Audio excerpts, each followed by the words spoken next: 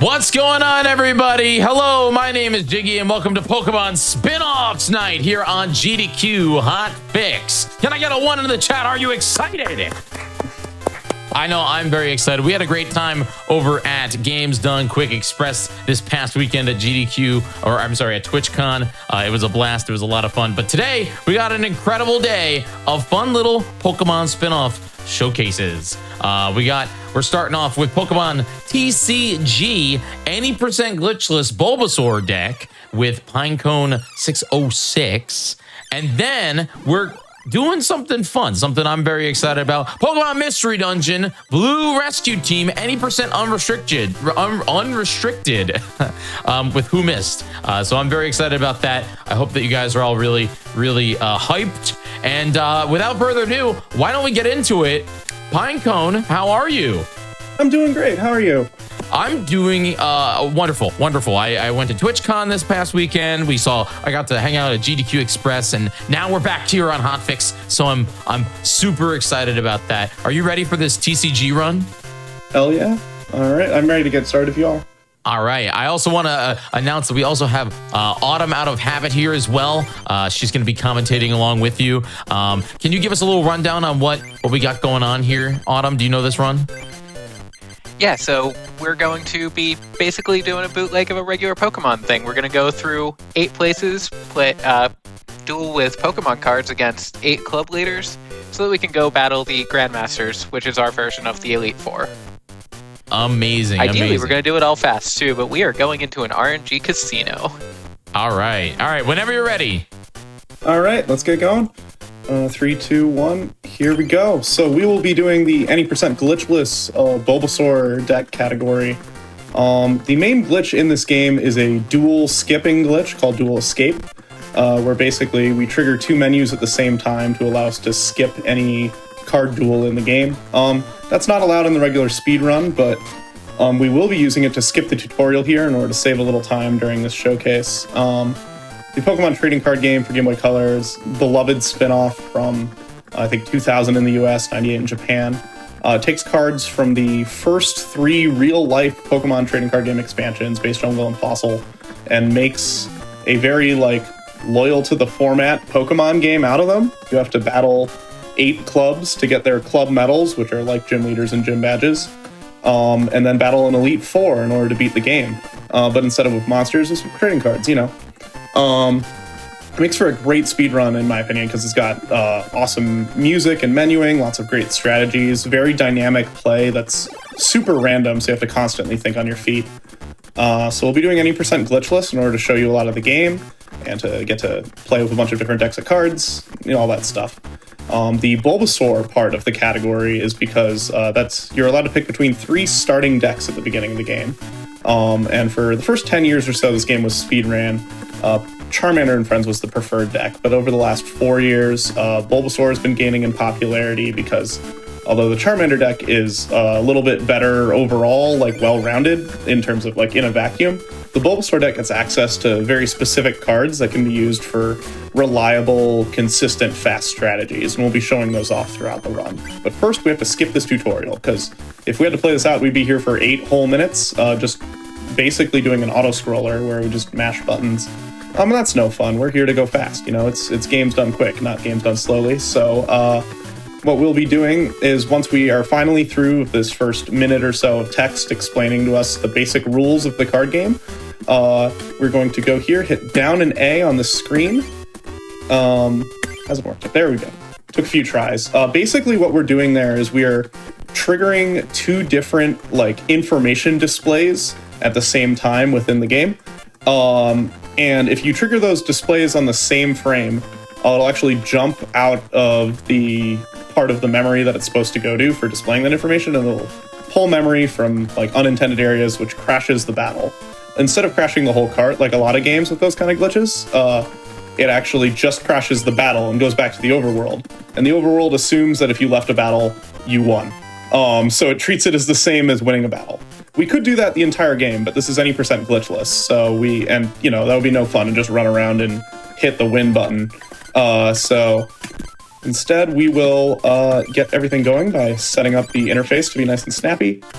And then, continue for diary here.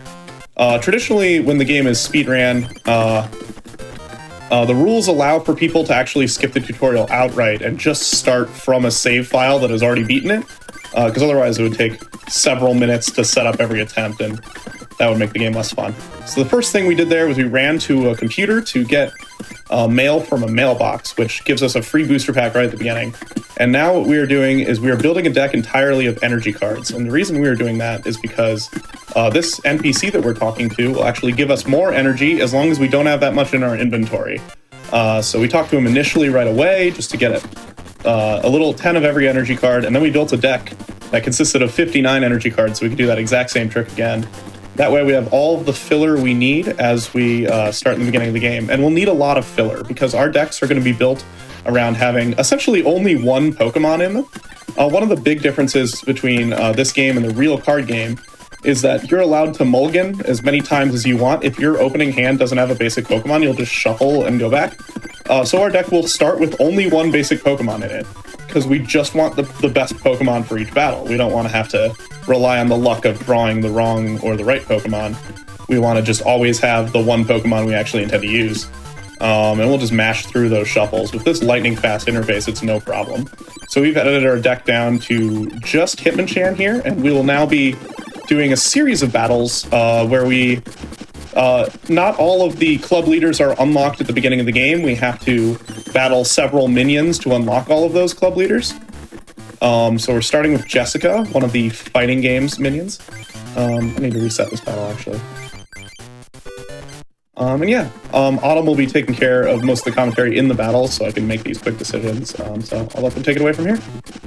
Yeah, and resetting is something that you're going to be seeing a lot in this game because we use resetting to manipulate RNG. Basically, the game, once we are in a battle, is only advancing the RNG whenever an actual random event is called. And we have a way to reset and use a continue duel feature to go back to our last action state. So essentially, if we go for some luck and get a result we don't like, we just reset and see if we can find a way to call RNG elsewhere to get through it. Mm-hmm. And we'll be showing off a lot of that through the run. In this first battle, we were basically resetting until the start of the battle happened to be what we wanted. Because there's two win conditions that matter for the speed run in terms of a Pokemon card battle. You either have to take all of your opponent's prizes, or you have to... or if you knock out all of your opponent's Pokemon and they're out of Pokemon on their bench, then you win early. So you don't have to necessarily knock out all 4 or 6 of the Pokemon. So we want a lot of one-on-one battles. We'll often reset to get something close to that whenever possible. And then one of the most important things to know in this game is just how many basic Pokemon any of your opponents have. And eventually, the longer that you're playing it, you even start to see the same sort of opening hands and can kind of know what choices the opponent is going to make. With our routing here, we do route certain trainers early on in the game to try to get some early battles out of the way before we've gotten all of our cards. And we're also prioritizing getting packs. There are 4 types of booster packs we can get in the game. And we're trying to get all of the Coliseum-type boosters first because those have all the cards we're looking for. Yep. And just like that, we are through battle number 2. Yep, exactly. Yeah, we are, the interface is very fast and sometimes a little difficult to follow if you haven't watched this game a lot. At the very beginning of the match, look at the upper right corner of the screen right after this part, and you can see how many Pokemon are on the opponent's bench. And then in a normal screen like this, if you look at the upper left, that will show you that number next to the little Pikachu icon. That's the number of Pokemon the opponents have left other than the active. So we want that to be 0 at all times if we can, but 1 is not too bad. It's not that much worse than 0. Michael is one of the other fighting trainers. He's one of the more difficult ones to deal with. Luckily, he hasn't drawn any of his super powerful Pokemon that really threaten us here, so hopefully it's just a matter of mashing some buttons and getting some early KOs. Yeah, one of the strongest things that we're looking for here is just looking at what our opponents have and essentially trying to decide, not only can I win this, but is this going to be faster than resetting and trying to get a different opening to the fight? Because a lot of our early battles especially, we're trying to win in 1 or 2 turns if we can. Because more turns is more time, and we want to go fast. Yeah, this fight. We got all 4 prizes here. We were hoping this would be just a one prize fight or two prize fight at the beginning, but sometimes it doesn't work out like that. Luckily, nothing was too difficult there. We got a comp search out of the pack too. Computer search lets us discard 2 cards to find one of anything in our deck. That's one of the cards that we're hoping to get. Yeah, it was a little sneaky, but we also got our other favorite trainer, which is Plus Power. Plus Power adds 10 damage to the current attack, which often is the difference between a KO in 1 turn or 2 turns, and that can make a huge time save.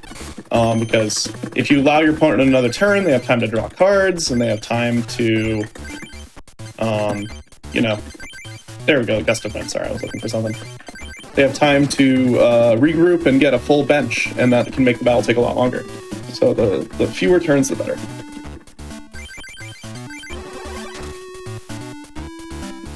Absolutely, and now we are in the Lightning Club. A good thing is that, aside from this coughing here, most of these Pokemon are going to be weak to our fighting type attackers, so we can get a lot of early KOs here.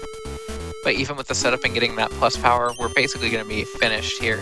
Unfortunately, this Geodude does have an attack where it's able to flip a coin. Each coin flip wastes a little bit of time. So that is something that we'll especially see in the later battles where we're trying to minimize our opponent's coin flips as well. Good showing off of comp search, yeah. Yeah, unfortunately this was a 4-prize battle, just because Nicholas can often be a very quick battle, but like the Michael battle earlier, he kind of snuck up on me and snuck Pokemon onto his bench right as I was about to win. Sometimes that's how the game works, but we're able to use Plus Power and Special Punch together in order to get those 50 damage KOs right away. And, I should save before this. I swear the game knows when you're doing a marathon run as well, and makes sure to do all of the ones where it sneaks the slow battle into what looks like a fast opening. Absolutely. Marathon luck is real. And Brandon here has the distinction of being arguably the easiest fight in the game. What we're really hoping is to get him in just a one-on-one with something like a Magnemite here. We are 1 against 3, but not a whole lot that Brandon is able to do to threaten us here. Yeah, the big problem is... we're just gonna punch some things. Yeah, Brandon is otherwise very easy to deal with because everything's weak to fighting, except he does have 1 or 2 Zapdos, which resist fighting and have a ton of HP. So as long as we can avoid that card, we should be okay, even if it takes a couple turns to... Oh, I can't attack anyway. Why did I do that? Alright, I'll let... I should probably focus and let Autumn do the talking for battles. My bad. Yeah, Eevee does have an annoying attack and often can be a reset condition, where Eevee has an attack if it flips ahead, so you can't attack it on the next turn. If you have a Gust of Wind, that lets you swap it out for something on the bench that would be able to remove that, but sometimes you just have to take the extra turn and accept that the Eevee isn't going anywhere soon. Mm-hmm. Yeah, some effects are based on attack preventing effects. There are a few Pokemon that'll do this. Some are based on the defending Pokemon's position, and some are based on your own. Unfortunately, this is one of the Pokemon that does the latter. So I would need a way to switch Hitmonchan of something on my bench. Other times Gust of Wind would get me out of it, but this time was not one of them. No, Oh, I have a potion, right? So Continue Duel isn't just great for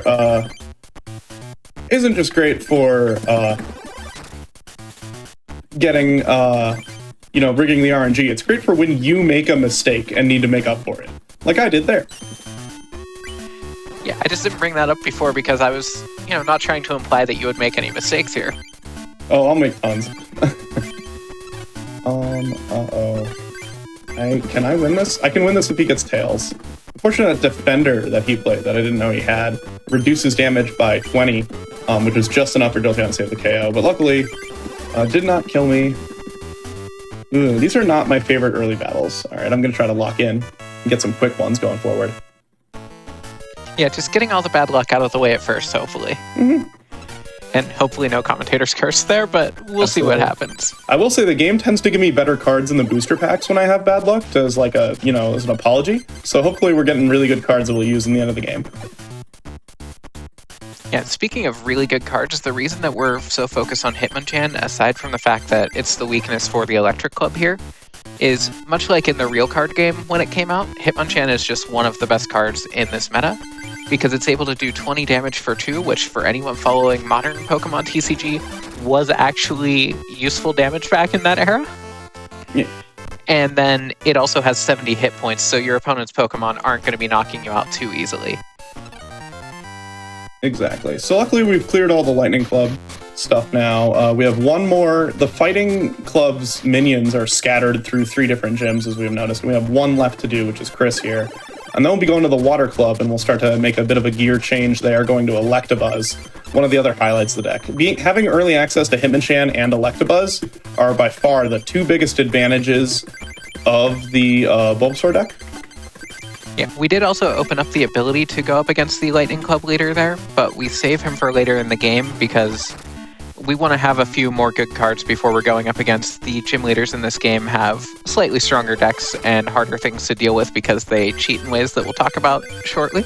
Yeah, gym leaders do cheat. There is a cheating mechanic built into the game that I'm not a fan of, but we just do what we can to go around it. An important thing. Are taking out. Go ahead.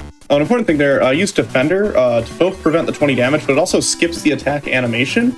That mechanic may come in handy, especially when an opponent's attack would involve coin flips and other time wastes. It's one of those small optimizations that can make a really big difference in the run. In there, I was also just trying not to die as well. I didn't want Machop to low kick me to death, but we made it. All right, so we've got also a nice base set Charizard in that pack. If only Kid Me was so lucky. Oh my God, yeah, no, that's a few $1,000s right there. Gonna splash in some Charmander here because Amanda is a very weird fight in the water gym. She doesn't have that many water type Pokemon. I'll let Autumn explain this one, but very frustrating. So Amanda here, we've basically got 2 different conditions that we can be looking at in this battle. Most of her Pokemon are going to be fighting weak, and we can take those out with our Hitmonchan. But she has a Scyther that resists our fighting attack, has 70 hit points, and can do 30 damage once it gets some energy onto it. We bring in Charmander because if we start against the Scyther, it's weak to our fire attacks and it's a 2-hit KO. Versus our Hitmonchan, we have to get 3 energy on it to be able to punch for 10 at any given time. Charmander's second attack does require us to discard an energy to use it. It does 30 damage, which doubles to 60 here. One of the downsides of this fight is if you're unlucky, you often get the Pokemon that is not the one for the Pokemon that you're up against. Looks like this fight is maybe not giving us the best luck here as Charmander's I probably gone to should not sleep. stick with that one. I didn't. The bench got a little bit out of hand there. Sometimes knowing when to cut your losses is a huge part of speedrunning this game. But we have a one-on-one here. Reset discipline is by far the most important skill for learning to run this game, I would say, just because you lose so much time if you stay in a fight that you can win slowly versus losing, about 10-15 seconds to a reset to try for a better fight. Yeah, if that, it's like 7 or 8 seconds if you reset early enough. It's 10 to 15 seconds if you're bad at the game like I am. Now here's Poliwag, which you would think is bad for Charmander because it's a water type, but we can still 2-shot it, so it's not the end of the world to see that here. We also have the Hitmonchan going on the bench, so if anything comes in and takes out our Charmander, we do have that available.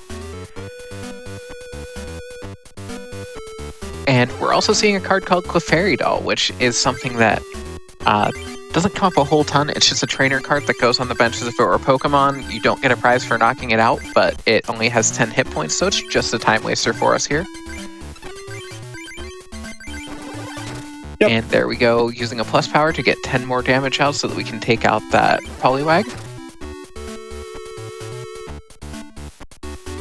And we've got a Mysterious Fossil, which is a card we might use later in the game. It has the same effect as a Clefairy Doll, but we also could potentially evolve it into an Aerodactyl if we really wanted to.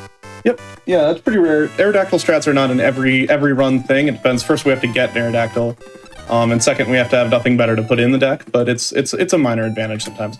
But now we're switching gears to our Electabuzz deck. That Amanda battle took way too long, as Amanda battles often do, unfortunately. But our all Electabuzz deck is a great chance for us to add in some of these trainers that we've been getting the whole time, but also to switch into a deck that really capitalizes on the other strength of the Bulbasaur strat, which is to use this high HP basic Pokemon that can do 40 damage for 2 energy to take advantage of all these lightning weak water Pokemon and get early KOs. Sarah is the easiest fight in the game, so I'm happy to just talk over this one because Sarah literally only has 2 prizes, and a very simple win condition. It looks like we even have a one-on-one here. So Sarah's the opposite of Amanda, where Amanda's one of the hardest early game fights by a lot. Sarah is basically the same thing every time. You just set up Electabuzz and you hit the attacks, and then you're done in 30 seconds. Easy. All right. If every battle's like this, we'll have a great speedrun. But they won't be. This is also our last Coliseum pack. That has all of our good Pokemon and most of our good trainers. So that means we have most of the contents of our deck through the rest of the run. The remaining cards to watch out for are probably in mystery booster packs. We have Double Colorless Energy and Articuno. Those will both help us. But otherwise, you know, we got what we got, and we're going to play. Josh is, really quick on Josh here, is the trainer with the second most basic Pokemon of any trainer in the game. So he's somebody that you'll often have to reset for because he'll have a full bench. This one was one-on-one when I started talking. And like many battles, it is now transitioned into a bit more of a slog. But these are still pretty easy Pokemon to defeat, so I think we'll be okay. Yeah, Josh is one of the fights where sometimes you see two Pokemon on the bench on the shuffle, and you say, you know what, I'm just going to take it. Right, because there's just, it's the best case is so rare. This wasn't too bad. This is only 4 turns. So that's pretty good for Josh. Also, we got a Kingler sighting. Always like to see a big crab on the screen. It's actually very good to see Krabby evolve to Kingler because Krabby has an attack that summons more Krabby onto the bench. So even if you're one-on-one against a Krabby, it's basically the same as having 4 Pokemon on the bench. But here's Amy, our very first club leader of the battle. I'd love to... hopefully she doesn't... She's gonna cheat, but hopefully it's not too bad of a battle. I'll let Autumn explain cheating.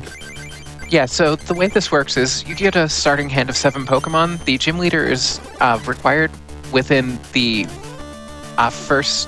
within their opening hand, and I believe it's the first 3 draws that they will have a total of 4 basic Pokemon in there, if not more. So unless you are able to get a very quick victory, which we are, you're apparently going to be taking at least 4 cards. This is like the dream Amy here. Don't even have time to explain it. The best possible Amy matchup, actually. So we are making up for some of that terrible Amanda luck. Yeah, you have 5 cards of your opponent will draw 2 more basic Pokemon in the first 5 cards. So if you can win in the first 3 turns, you have a chance at a two Pokemon battle. Otherwise, it's a minimum of 4. And luckily, we took exactly 3 turns there, so we pretty much landed it perfectly. Let's go. Yeah, oftentimes we see 6 prizes get taken there. Yeah, often those are 2+ minute battles. Joseph's one more of the pre-gym leader minions that just happens to have a lot of Lightning Weak Pokemon, so we're just going to battle him with Buzzquick. And then we'll be going on to Gene, the Rock Club leader. Once we find a Joseph that doesn't have a bunch of Pokemon on the bench. Yeah, Joseph is a science-type trainer, which realistically seems to mean poison and status conditions in this, but Joseph just likes birds. And Electabuzz likes to electrocute those. Yeah, very easy. For some reason, Joseph is really into birds instead of poisons. Also, we don't always attack on the first turn because the AI will take into account whenever it is about to be KO'd by something and might try to use a potion or otherwise heal. So to save time and save an attack animation, we'll just wait for the second turn if it's going to be a 2-hit KO and use our stronger attack that one-shots. Yeah, exactly. And especially with Electabuzz, the coin flip takes like 3 seconds, so... it's pretty common to skip attacks with Electabuzz. But now we're going to a completely different deck. We're going to use Scyther. We'll only use it for this battle, but it's so good for this battle that's worth taking all the time to edit our deck for it. Scyther, being a grass type that resists fighting, is pretty much perfect for the Rock Gym where everything is weak to grass and basically nothing can touch Scyther. You're not guaranteed a Scyther. You have to get it in your Coliseum booster packs. So luckily we didn't have to run to our backup strategy for this, but this should be a very easy battle, hopefully. It may take a minute, but we're pretty much guaranteed to actually win it once it's all said and done. The downside to only one basic is sometimes you just get stuck shuffling forever like this. Mm-hmm. Not a lot you can do. Yeah, we're 1-on-3 here with the Scyther. Rhyhorn does have an effect that can prevent damage from attacks from happening to it. It's specifically going to actually go onto our Scyther, and since we have no other basics, if that Leer flipped heads, it just wastes a turn for us. We also used an attack for 1 grass. Scyther can use Swords Dance to double its next attack, and we used that so that we were able to, once we got all of our energy onto Scyther, be able to one-shot it. Yeah, exactly. Now you might think, oh, it doesn't matter. Why wouldn't I just attack twice? You know, it's the same as doubling an attack and then attacking once. It is not, because now that opponent has the chance to heal. So I'm actually going to switch out of this Leer effect by switching into a Mysterious Fossil, discarding it, which gets rid of the Leer effect, then using plus power to get an early KO here. And we just had a 3-prize Gene. So we have also prevented Gene from cheating. So we've had 2 incredible gym leader battles early on. This is very cool. This is very much what I like to see. All right, but now is one of my favorite strats in the game. So we have to battle our rival twice, much like in the regular Pokemon mainline game, where your rival will randomly be like, "Hey, I want to test your skills. Let's battle." Blah. But we don't really care about those battles at all because we gain nothing if we win them. So the fastest way through them, the most reliable way through them at the very least, is to lose them on purpose. So we make a deck with Magnemite, which has a self-destruct attack that only takes 2 energy, and we literally just blow ourselves up and lose the battle on purpose as fast as we can, because otherwise it's a 6-prize fight. So occasionally Ronald will actually decide to beat us, but it's rare, and that's why we blow up, because we can't trust him to actually try to win the game. Right, Ronald loves stalling and just being like, I'm gonna just put this stalling Pokemon that can't do anything like Cubone here, and just sit there and do nothing forever. And that's not useful to us, because we want the battle to be over. So we also, one trick, you may have seen that Pinecone put a water energy on Magnemite first instead of an electric energy, and that's because Ronald does like to use energy removal against us and delay us by a turn. But Ronald won't do that if it's just a water energy for the most part, because he does not see that as a useful part of launching an attack. Right, because Ronald's like, why would you blow yourself up? That doesn't make any sense. No one would ever do that, but, you know, speedrunners find a way. So we're going back to a fighting-based deck here. In addition to Hitmonchan, we're actually going to be using Dugtrio, which is kind of the superstar of the run, especially at the end. Dugtrio is especially good near the end because of its 70 damage Earthquake attack, which allows it to potentially knock out anything in the game in just a couple of hits, even things that resist fighting. So we have 3 gym leaders in a row that all benefit from the Dugtrio. So we have the Hitmonchan Dugtrio combo deck here that we'll be using for him. Yeah, and the main downside to running Dugtrios, we have to start with a Diglett that only has 30 HP, so there are a couple of fights where we have to hope for some good RNG and not just get our little Diglett knocked out before it can do anything. But we're going up against Isaac here, who is mostly running electric types with some bulky colorless Pokemon. And a big effect to watch out for that we have full heals for is that he does like to paralyze us, or that Kangaskhan is also using attack every turn for 1 energy to draw cards.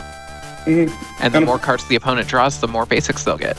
Yeah, unfortunately, Isaac's one of the hardest battles to get less than 4 basics on, because he draws additional cards which hurt you.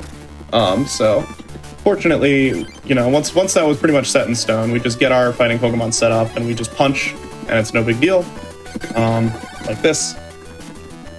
But, you know, it's not going to be as quick as those first 2 gym leader fights, just because he has the ability to draw extra cards.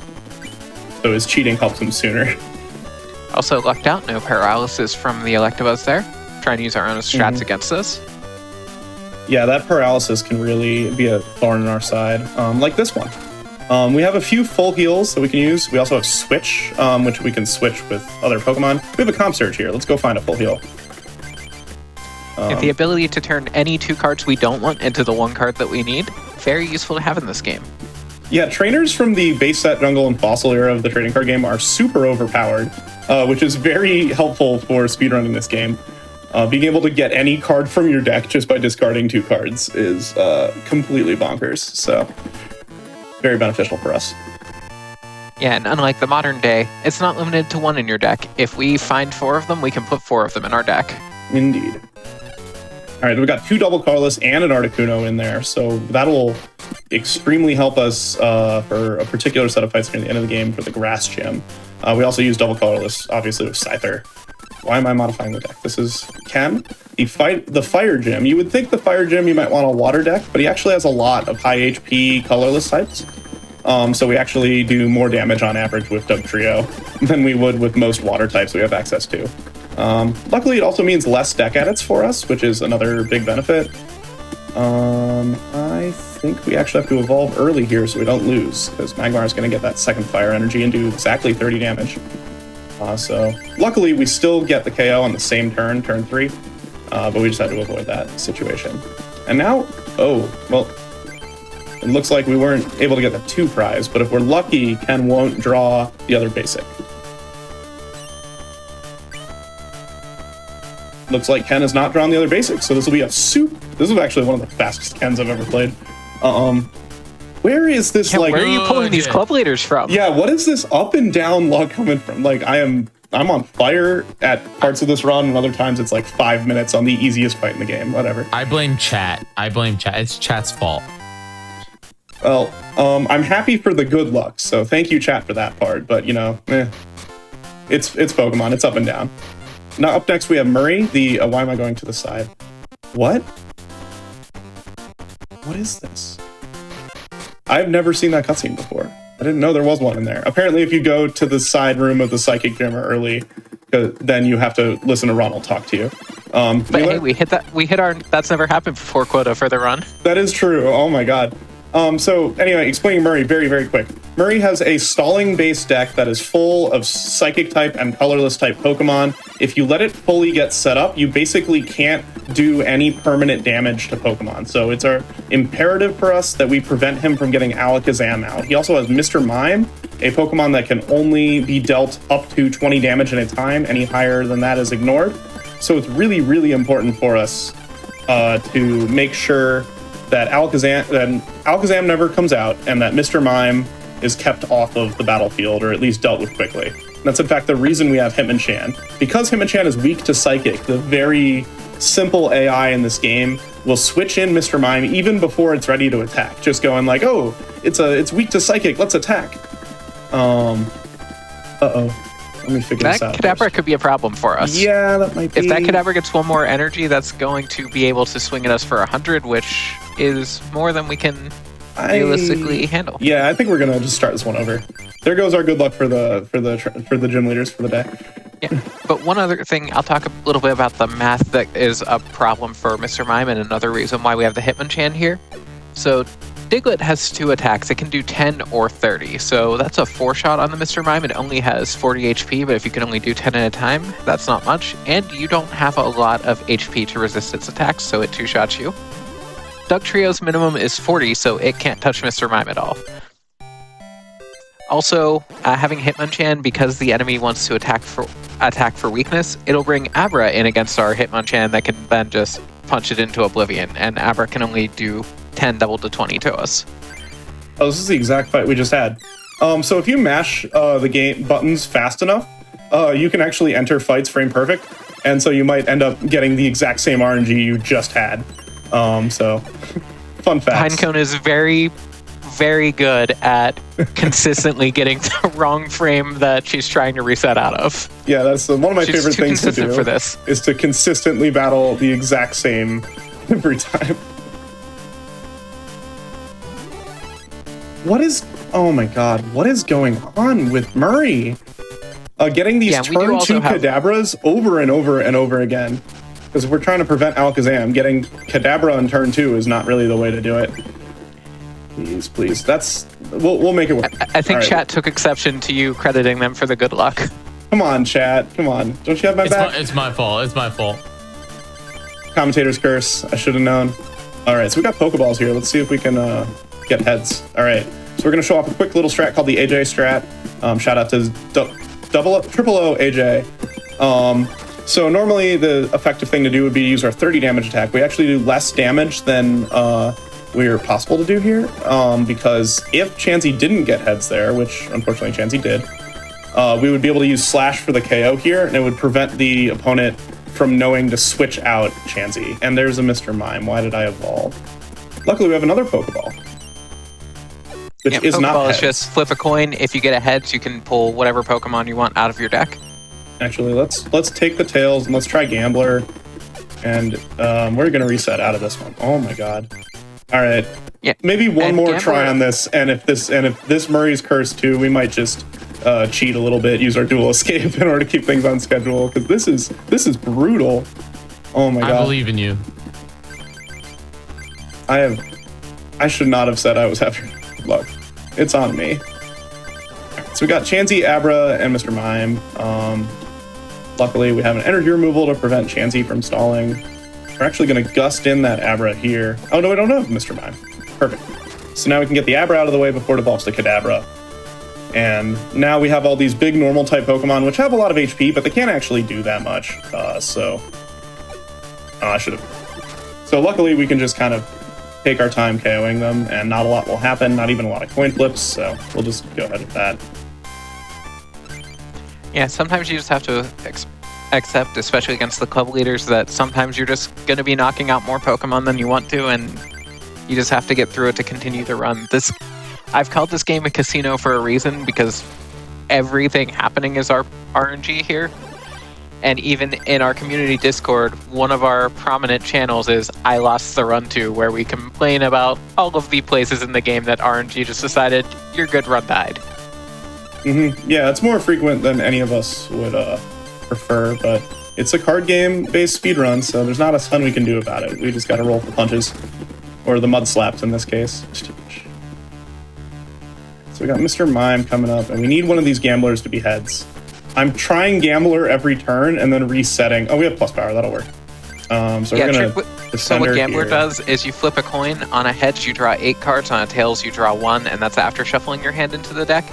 And what we do is if you keep the B button held down the whole time, because the soft reset in this game is A, B, start, select. If you hold down the B button and you see that you got the tails, you just press the other buttons without letting go of B to do the soft reset, and it'll be before it counts the Gambler coin flip is resolved. If you're not holding a button and then you soft reset, that'll clear it past, and then you're stuck with your 1 card. Oh, we got a plus power. I didn't have to do all that at all. All right, here we go. Finally through Murray. Only 6 minutes on a gym leader. Is that a good time? Is that a good time for a gym leader? Luckily, we still have plenty of time. If you're time. going with my splits, it might be. Honestly, we saved so much time on those 3 other gym leaders that we're probably at a wash now. So, like, it worked out. It's just very chaotic here. Luckily, all right, so we have another Ronald loss coming up, and that's why we actually made the Magnemite deck into a second deck. Now we don't have to rebuild it in order to reuse the same terrible deck on purpose again. This Ronald is much more prone to stalling, much less prone to immediately winning the fight. See, Kangaskhan here just loves sitting there and drawing cards, so we could sit here and watch him draw cards all day, or we could take our 2 turns to self-destruct to get this fight out of the way. And can we get some Fs in the chat for this Magnemite? Absolutely. It has helped us mightily. Thank you, Magnemite.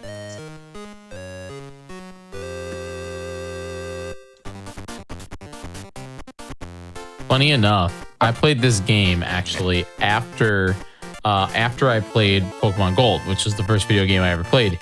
And I played this game, and I've never touched the card game. I still don't know how to play the card game. But when I first played it, I was just so confused, and it kind of like broke me because I played Gold first. And yeah, that's my story. Yeah, pretty much all your faves would not be in here. Putting the wrong deck together. So first we have a couple decks, a couple battles that benefit from Psychic Pokemon coming up. We're first using Mewtwo, which is a Psychic Pokemon that can do 40 damage on turn 2 in optimal conditions. So we're building our deck around that first, and then we'll later splash in Abra and Kadabra, which can do 50 damage on turn 3. Mitch here is the fighting type gym leader, and as we know, fighting types tend to be weak to Psychic. We actually just saw that happen. So we're gonna try to set up Mewtwo here. It looks like we did not get the turn 2 set up, but 40 damage on turn 3 is still good. So we'll see how we go here. Yeah, and one thing with Psychic types in this game is that we've got a couple of them that can hit really hard, but almost every opponent in the game will have colorless Pokemon because those can be splashed into any type of deck. And unfortunately, any of the normal type colorless Pokemon are resistant to Psychic because ghosts in this era were lumped into the Psychic type. And so the cards tried to follow real game weaknesses as well as they can, and that leads to some interesting balance. But Mewtwo allows us to pull some energy out of the discard onto it to power up its attacks, and now we are just Cyberning through Murray's entire team. Or, not Murray, Mitch's entire team here. Yes. We really have just too many things with M's, okay? I'm looking at my notes. I'm seeing Magnemite, I'm seeing Mewtwo, I'm seeing Murray, I'm seeing Mitch. Like, M is definitely the MVP letter here. Even got him a Chop and a Mankey. Yep, all M's. Oops, all M's. All right, so we have a pretty quick Mitch thing here, all things considered, so that's pretty cool. All right, so now we have 2 other gyms remaining. We have the Science Gym with Rick and then the Grass Gym with Nikki. The Science Gym with Rick has those poison types that are weak to Psychic as well. So that's where the Mewtwo deck comes in handy. That said, he has one Pokemon that resists Psychic, Porygon. So doing 40 damage to that Pokemon would actually only result in a net of 10. So it would make the battle very slow. So we add in Kadabra, which can do 50 damage, because at least it can do 20 damage to that Porygon. We'll also use this Kadabra for one of the fights needed to unlock the Grass Gym in a little bit. That said, it looks like we drew Mewtwo anyway, so I guess we're going to just see if Mewtwo works. Hey, Mewtwo versus Mewtwo, except they're different Mewtwo's. Yep. So we're actually going to put this fossil down. Unfortunately, we're losing all of our full heals, but because we played Oak on turn 1, we were able to take those Psychic Energy we discarded and put them directly onto Mewtwo, which saves us a ton of time. We've got a plus power, so at least we'll still 2-shot this Porygon here. Fortunately, the creators of the game were kind enough to only give it 30 HP. And if we had our Hitmonchan here, we'd be able to just one-shot the Porygon, but still being able to take it out in 2 turns, not a big deal. Yeah. And everything else in the deck, we pretty much will one-shot. The big consequence of facing Porygon is that it actually changed the weakness of Mewtwo. It is a weird gimmicky effect, and it changes the weakness to Grass so that Coughing can do more damage. But at this battle so far, we're only seeing 1 Grass Pokemon so far. Uh-oh, there's another Porygon. Running into 2 is not the best luck ever. So we're going to set up our Abra on the bench while we're doing our 3-hit KO to this Porygon, so we can hopefully get to Kadabra in case we run into, heaven forbid, a third We do Porygon. also have that Gambler, so if we're feeling lucky, we might be able to get a plus power here. I'm not feeling that lucky after that Murray fight. I'm just going to hit the go button. Sometimes it's faster, and the plus power was literally the next card on the deck. Maybe I should have played that Gambler. Oh well. True, but also I trust your judgment in general, given your PB is about 20 minutes faster than mine, so, Fair enough. That takes a lot of luck. I would not say it's a typical PB. But that said, all right, looks like with some pains running into Porygon, we are able to cruise through this gym. Avoiding status from Grimer is good. Again, you can see the effects of our weakness being changed to Grass here, which would be a problem if we weren't able to one-shot everything remaining in his deck. But luckily we are. So this is very easy. And here's prize 6. A little bit longer Rick than normal, but not too bad. All right, cool. Only 1 gym leader left. We have 2 minions to battle before we can beat that gym leader. Brittany is coming up as the weirdest minion or weirdest pre-gym leader battle in the entire game. Her deck is 1/3 basic Pokemon. It's literally just called the Etc. deck. And they have very few of them are grass types. And they have nothing in common with one another. There's no evolutions in the deck. All they really have in common is that they're all the Pokemon that haven't been able to be featured in someone else's deck somewhere, whether a required or optional trainer. Yep. And because a lot of them have about 50 hit points, and none of them happen, by just pure chance, none of them resist Psychic. We use Kadabra here because once Kadabra gets to 3 energy, it can do 50 base damage, which essentially one-KOs everything in the deck. There's only, I think, 2 Pokemon with more than 50 HP in her deck, and they're both weak to Psychic, or one of them is, rather. Brittany is a long battle no matter what because of all the basics, so she's definitely likely to get 3 or 4 Pokemon out. So we just want a Pokemon that can consistently set up and do a lot of damage. So Kadabra is the best we got for Brittany. And in categories where we allow manips, this is one of the first fights that we run in the game, so that we can just manip for a 1-turn victory, because otherwise we have to go through all of this nonsense. And that was a pretty good Brittany there. Yeah, absolutely. Actually, I'll take that anytime. Normally it's a 2-minute fight at the minimum. But yeah, we allow, in some categories, we allow timers to be used to manipulate the RNG, where people will try to go for starting a battle on a frame-perfect start using a metronome. And when we allow that, then you can go for a 1-frame window. Oh, there's no Ponyta. What am I doing here? Oh, we're doing an alternate strat for this battle, I guess. I didn't know that you could just not have a Ponyta. Yeah, no, Ponyta is a common card, but not a guaranteed card. So apparently, we're just going to use Magmar for this instead. One of our strats is to use Ponyta and double colorless energy to try to cheese a turn 1 win against the... Oh, these are fossil Magmar? I don't have any regular Magmar either. This is uncharted territory. I'm actually going to reset and build a different deck. Yet another instance of, I have never had this happen to me before, where I only got the rare Magmar, or the uncommon Magmar. So now we're building a Charmeleon deck, something I'm just making up on the fly. Hopefully it's a good move. This is what the Charmander and Friends strategy uses for the Grass Gym, so it's not like no one's ever done this before or anything. It's just, it's very rare for me to have a bunch of Charmander and Charmeleon, but no Ponyta or Magmar. So we'll just use that. I literally did not know this could happen. Yeah, no, we're learning all kinds of new things. Kristen is a deck full of grass-type Pokemon that isn't too hard, except Kristen also has the best stalling Pokemon in the trading card game history, potentially. Lickitung, which has a massive 90 hit points and can paralyze on turn 1. Can we just get the KO turn 1 here of 2+ power? We can, yes. So we're trying to avoid Lickitung at all costs for this battle, but otherwise it's very easy. So hopefully we'll be okay here. There'll be a call for family, so it's going to be 3 prize instead of 2, but that's not a big deal. I'm here we can for live the with that because the other one is a Bellsprout.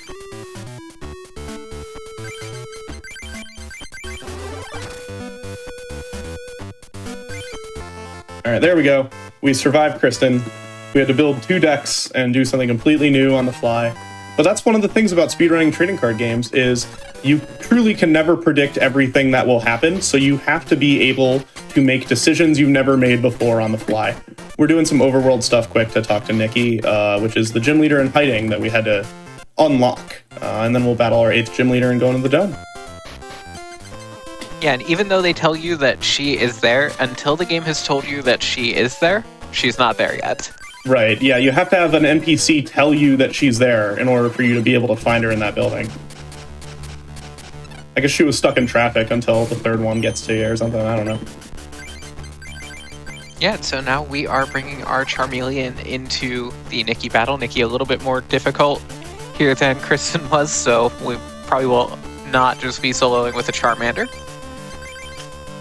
But Charmander does have the benefit of at least being able to do 30 damage for 2 energy, which is enough to knock out pretty much all of her basics here, because I believe everything in her deck, aside from some colorless, are going to be weak to fire.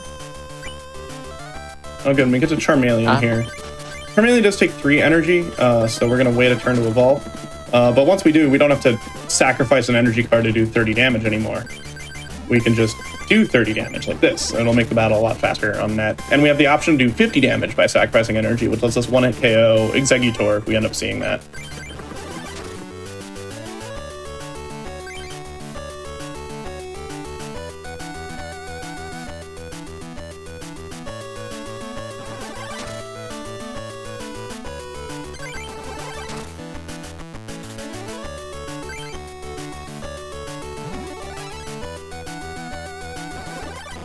The other big benefit to waiting to evolve, which I probably should have done here, is that evolving cures status conditions.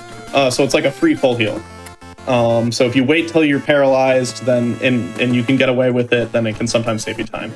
But luckily that was not too bad once we actually got the battle started. Where to? All right, so we have enough time. Yeah, no. As long as we don't have a complete disaster of a dome, knock on wood, we have the 4 Grandmasters to battle, and then a battle with our rival that will actually try to win for once, and then once that is all done, we'll have beaten the game. We have our 8 gym leaders, so we are first... Each of the Grandmasters has a deck built around a legendary Pokemon. Actually, let me check on this real quick. Do we have Dugong? We do have 3 Dugong, I'll do that.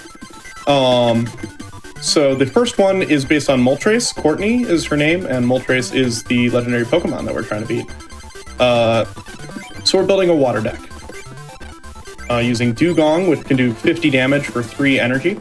None of the legendary birds actually have a weakness, but the whole rest of the deck does, so we can take advantage of that weakness for everything but the actual birds themselves. And all legendary birds have 100 hit points, so being able to do 50 damage a turn means it's still a 2-hit KO.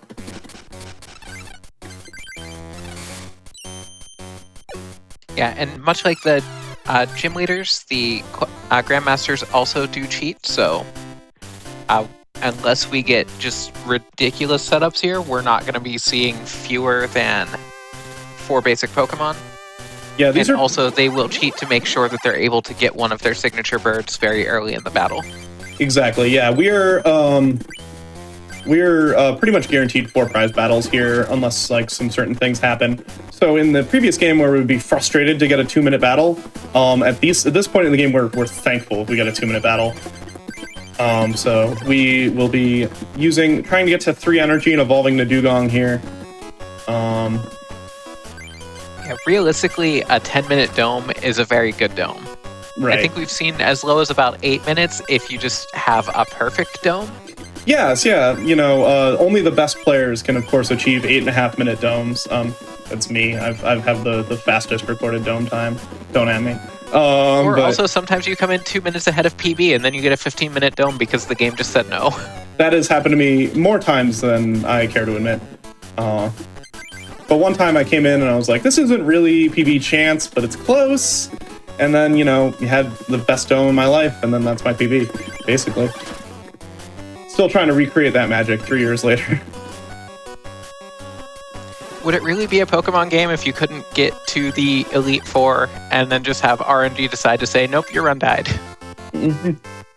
Luckily, we got through Courtney without much of a problem. Next up is Steve, who has the Zapdos-based deck.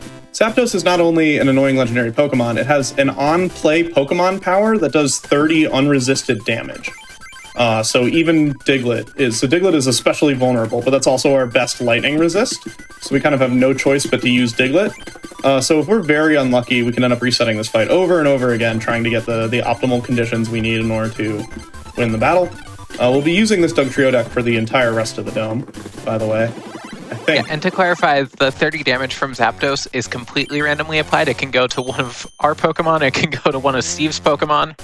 Yeah, it just goes somewhere. So normally we're looking at the bench and we're trying to get a battle with no Pokemon on the bench. That's what we are used to seeing, like earlier in the game. But in the late game, we know that the opponent is guaranteed 2 basics in their hand. So if we see that, if we see no Pokemon on the bench, we know for sure they have a Zapdos with an on-play Pokemon power that they're saving to try to knock us out. So we actually want to see Pokemon on the bench early game. We're actually... if we don't see the other basic, which is a big if that I've now cursed, we could have something very nice here. Please, please, please, please, please. Oh, yeah, no, we didn't see any birds. This is perhaps, yeah, this might be one of my best Steves ever. This run is completely wild. I also do enjoy that we bring in Dugtrio so that we can fight all of the flying-type Pokemon. That is true, yeah. Luckily, Earthquake does so much damage that even resisted by these legendary birds, it still does 40, which is a 3-hit KO. So we don't want to fight the birds with Dugtrio, but we can if we need to. What do we have here? Chansey, Seal, that is playable. All right. I'm here for the birdless Elite Four. Mm-hmm. Any percent birdless would be a brutal but great category.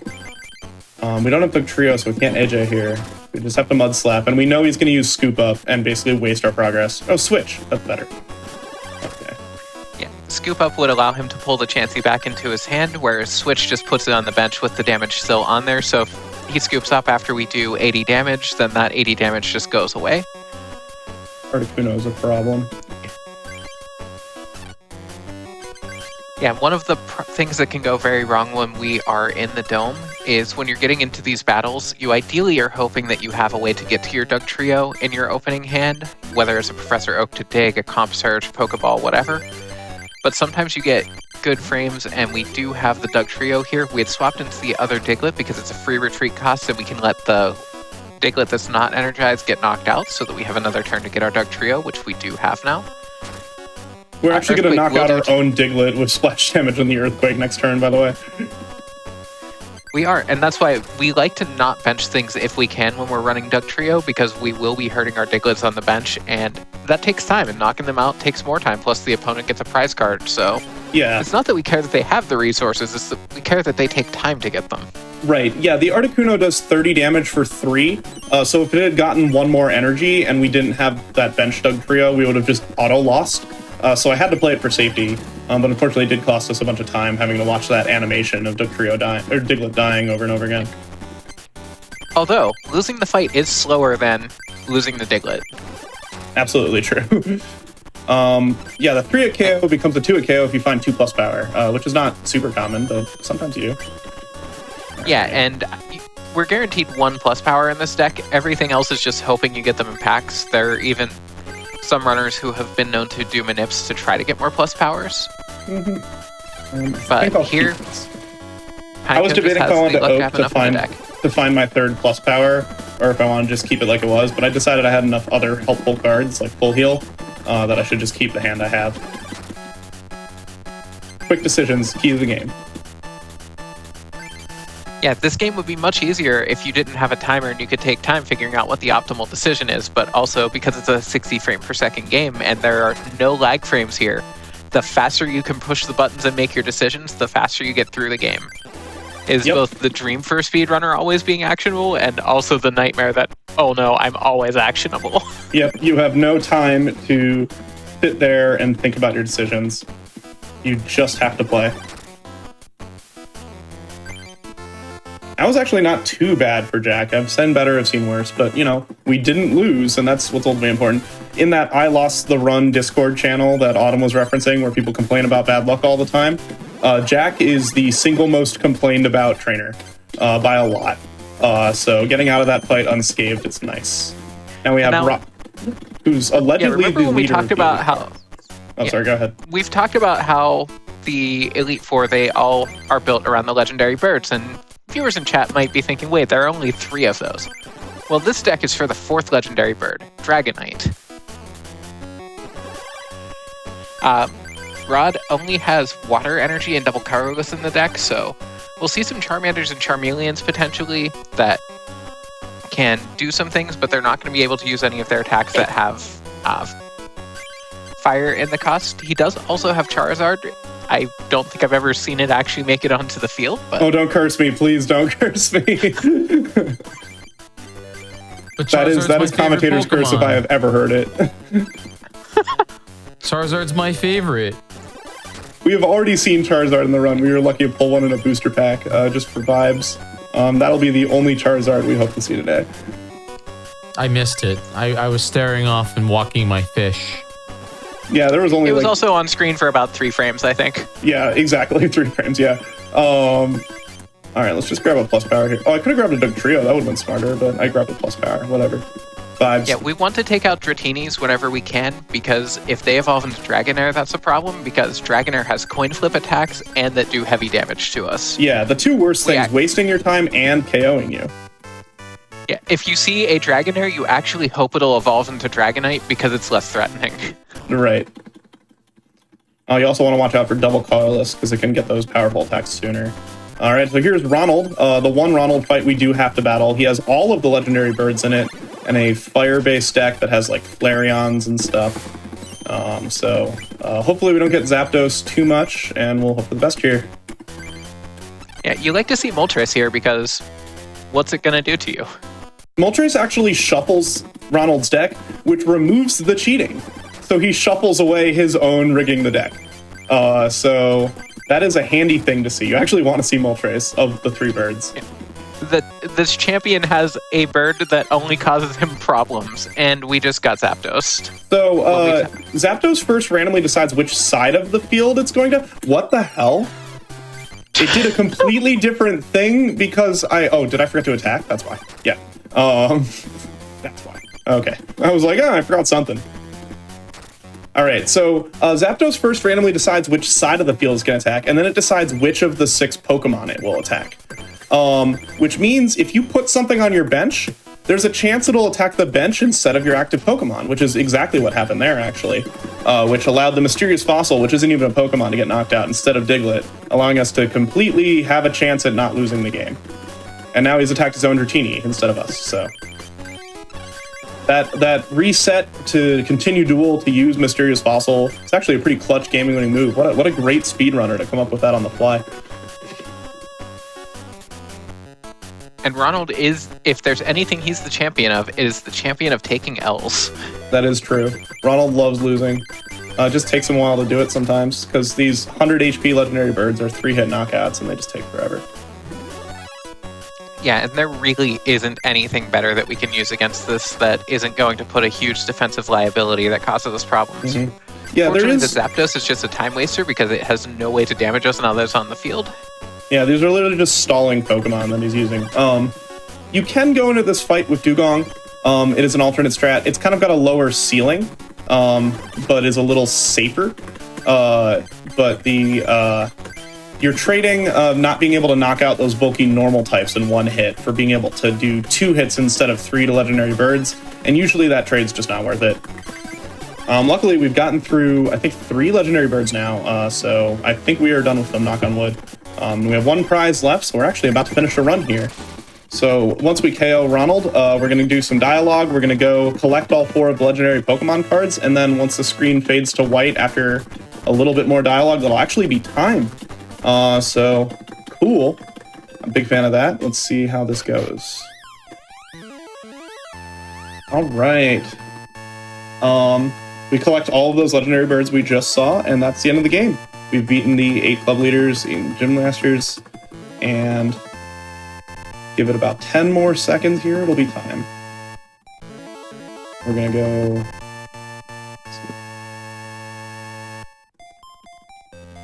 And that's time. GG! Hey! You had some big claps in the chat there. That was absolutely incredible. Thank you so much. It was the most up and down run I've probably done in any marathon. Just the best and worst luck. So you got to see all sides of speedrunning the Pokemon trading card game today. So I hope you enjoyed that. Thanks to everybody for letting me run this game, and thanks to the best commentator in the business, Autumn Out of Habit, for dropping in and helping me out with this. Absolutely. Yeah, happy to help out. Thank you for having a run on my day off.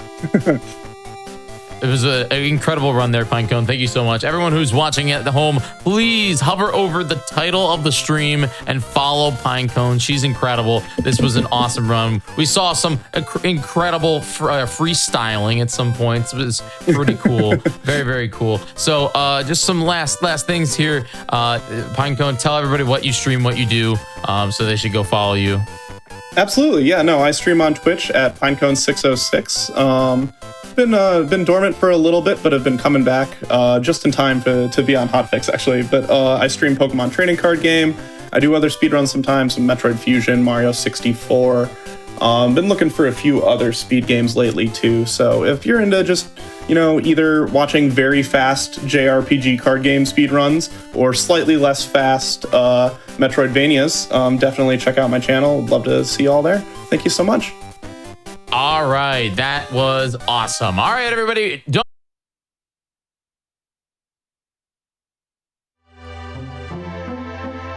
Welcome back, everybody, to GDQ Hotfix. We are here with Pokemon Mystery Dungeon Blue Rescue Team with Who Miz. I'm very excited about this run. But before we get into it, I just want to say thank you. Thank you for all of the subs and bits that you guys have given us. All that stuff goes and supports the GDQ Hotfix programming. So if you like specials like this or like our next show that we have coming up here, Express Lane, I'm very excited about that. So you should definitely consider subscribing.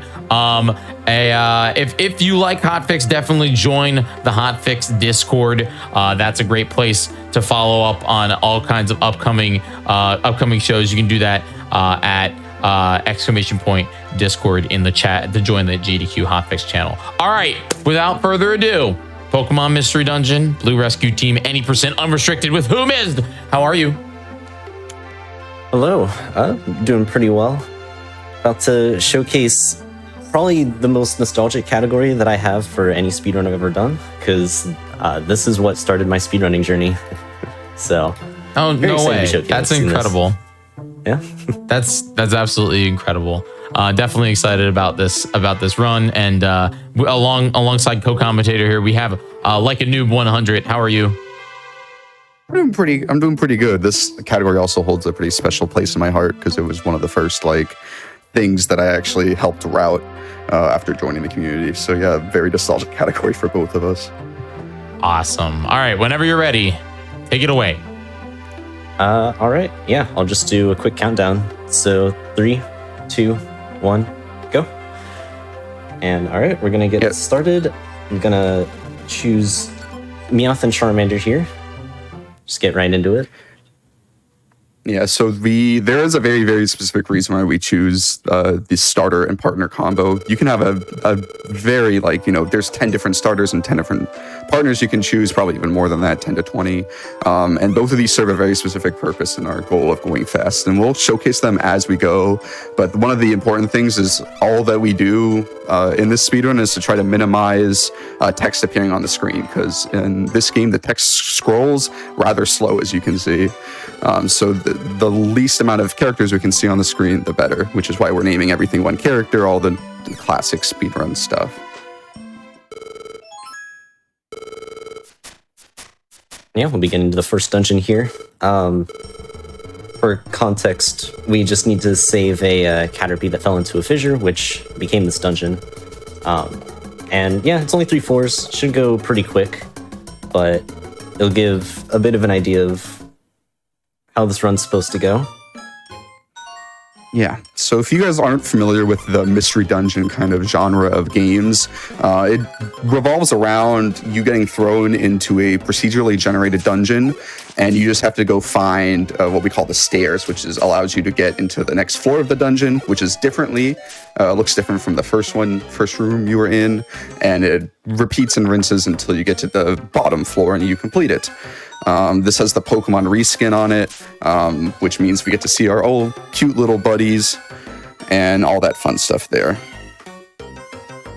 But because of that, there is a lot of RNG that is native to this run in general, and we basically also try to eliminate as much RNG as we can. And unfortunately for this first dungeon, we can't really do anything besides moving efficiently, because the enemies will move the same rate you do, so you can take as slow or fast as you want to try to find the most efficient way to get into the end of the dungeon.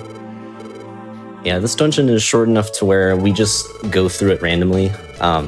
We just kind of have to hope we get lucky with the stair spawns on each of these 3 floors, which, not the best luck there, but you got to see a little bit of how the game trolls as well. The way that the layouts are generated, usually they're like the hallways connect to different rooms, and so you just go from room to room until you find the stairs. But sometimes the layout generation will just throw you a dead end. So you'll be going down a hallway and it's like, oh, there's actually no more hallway left and there's no room at the end. So I had to go back.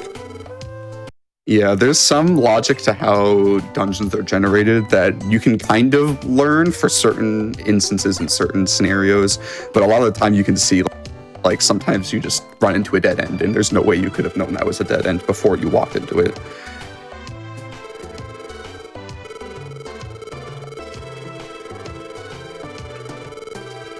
I was actually wondering how different, like, or how important it is that like the stairs generate, or if there is a way to find out. Because I even remember my first time playing this game, it was just try to find the stairs as quick as possible. Yeah, that's I mean, that mindset is what you kind of have to do when you're speedrunning this game in general, right? There's so much nuance in what makes it fast and like how you can go from point A to point B in the quickest way possible, especially when you like can see items in rooms and you have a lot of like inventory space to work with. But for the main part, it's like very situational. Like there's big versus small rooms, and then how they connect together is a little complex, but like the top runners kind of understand what's going on. There's also some like super small optimization stuff you can think about. Whom just did some settings to make screen transitions like 0.1 to 0.2 seconds faster, which add up over a 2-hour game, right? But these are the kind of things that we as a community find, because when I was running this game and we were creating the route initially, that wasn't something that we did. We kind of figured that out in the past couple of years. So did I miss it, or did you guys explain why Meowth? Out of all the other characters, why Meowth? It'll play a really big role later, and we don't really want to like introduce things before it happens, just so like spoilers. Okay, brevity's sake. Yeah, but the one of the more important things is that Meowth and Charmander is in this category too, is that they level up slower than the rest of the cast on average. You would think that all the starters would have the same EXP curve like they are in the main games, but that's not necessarily the case, and especially not the case when you get out into the non-starter characters like Meowth and Cubone and Machop and those people. But PMB has a whole different experience curve compared to main series games.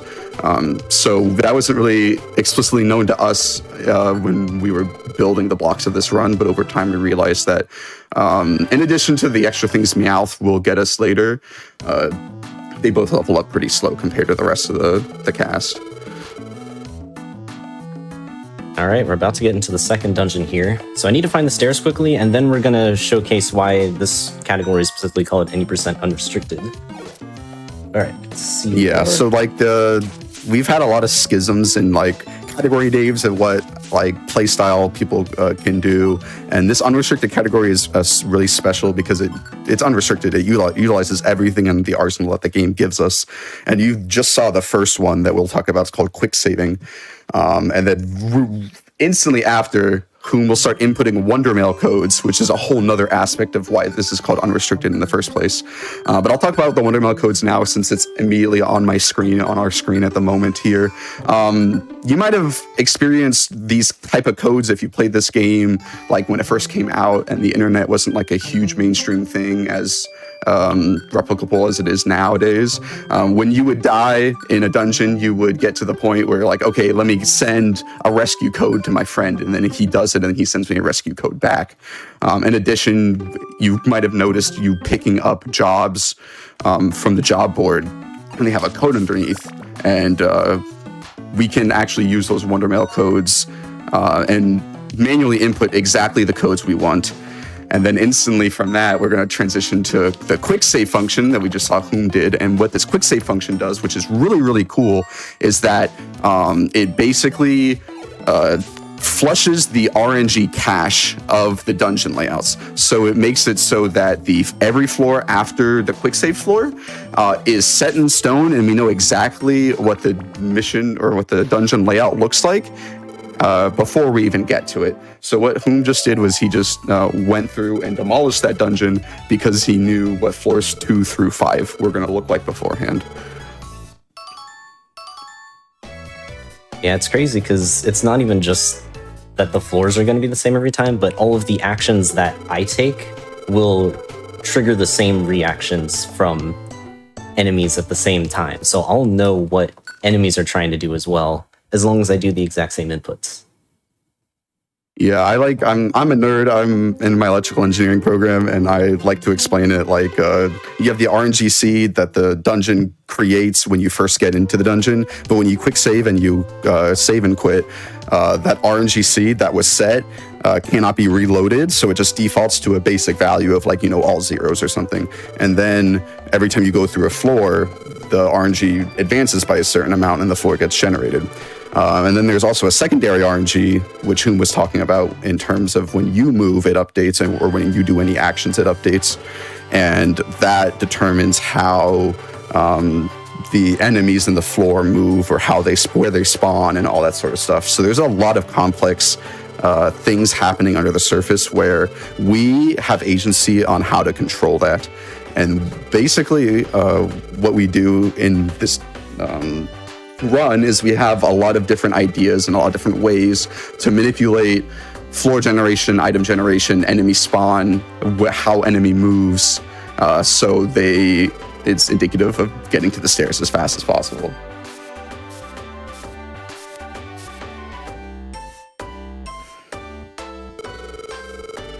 It is really cool though that you're basically eliminating all the RNG, or you're entering in a seed in a sense, so it's consistent every time. Yeah, the consistency is what makes this category so nice to run, because when you run this game in the base format, you're like, okay, I'm just trying to get to the stairs as fast as possible. I have a little bit of like idea of how to execute on that, but it's a lot of luck. Right, so this removes 90 to 95% of that luck factor. Obviously, there's still some luck in here. The floor ones are not manipulable in any sort of like easy fashion. So there's still luck there. Of course, Whom got a really good lucky floor 1 of that mission block. Yeah, I need to find a client on that 1F. We generated a code to spawn an Arbok there that we just had to rescue. And they gave us some interesting items there, which we'll get into in a moment. But yeah, especially that first one, the Warp Scarf. Normally that is an item which you might see in normal gameplay and be like, oh, that's kind of neat, kind of a niche little thing that you can use every once in a while, but pretty random. But when you can control the randomness of the game, it starts to become quite a bit more powerful. Yeah, and we'll see this showcased really well in this dungeon, this next dungeon we're about to go into, Mount Steel. But the cool thing about the Wondermail codes is that it allows us to get, the end game items earlier than intended, right? This Warp Scarf that we got from this Tiny Woods mission is not something it's something you don't see until the last 2 dungeons of the main game, if not the post game.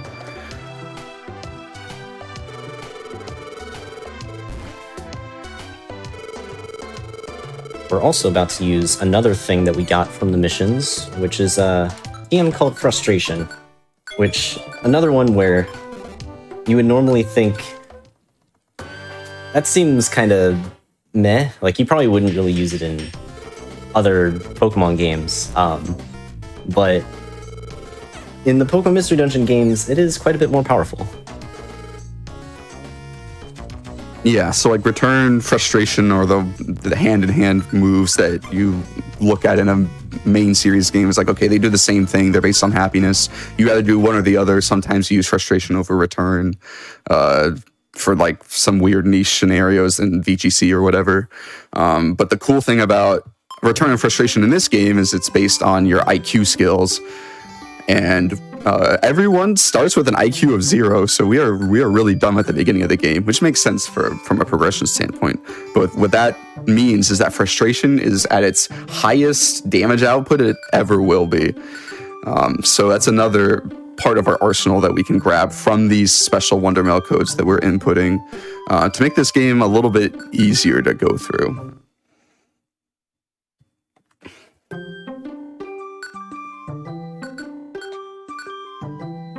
Because we've talked a lot about going to getting to the stairs as fast as possible, but there's another aspect of the game that, there's boss fights we need to do, and we can't really find the stairs for the boss fights, right?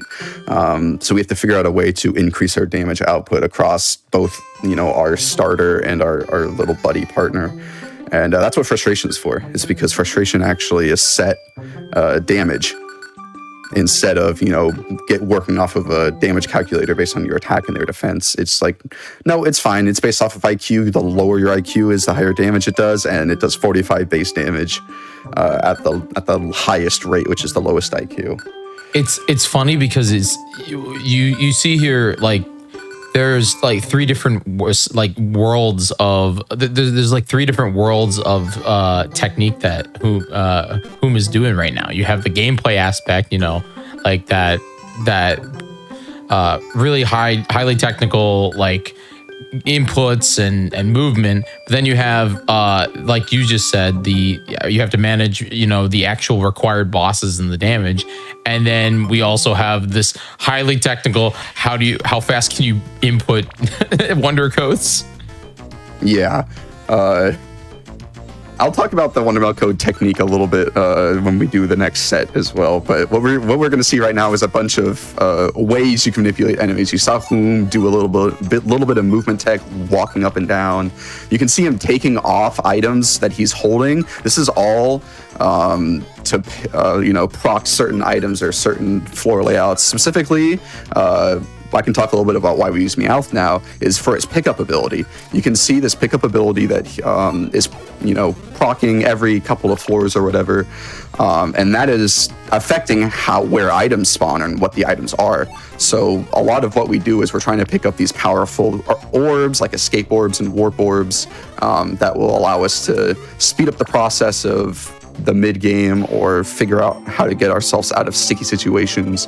All in all, going as fast as we can with this Warp Scarf, as you can already see, warping us to the stairs or to really good items as well.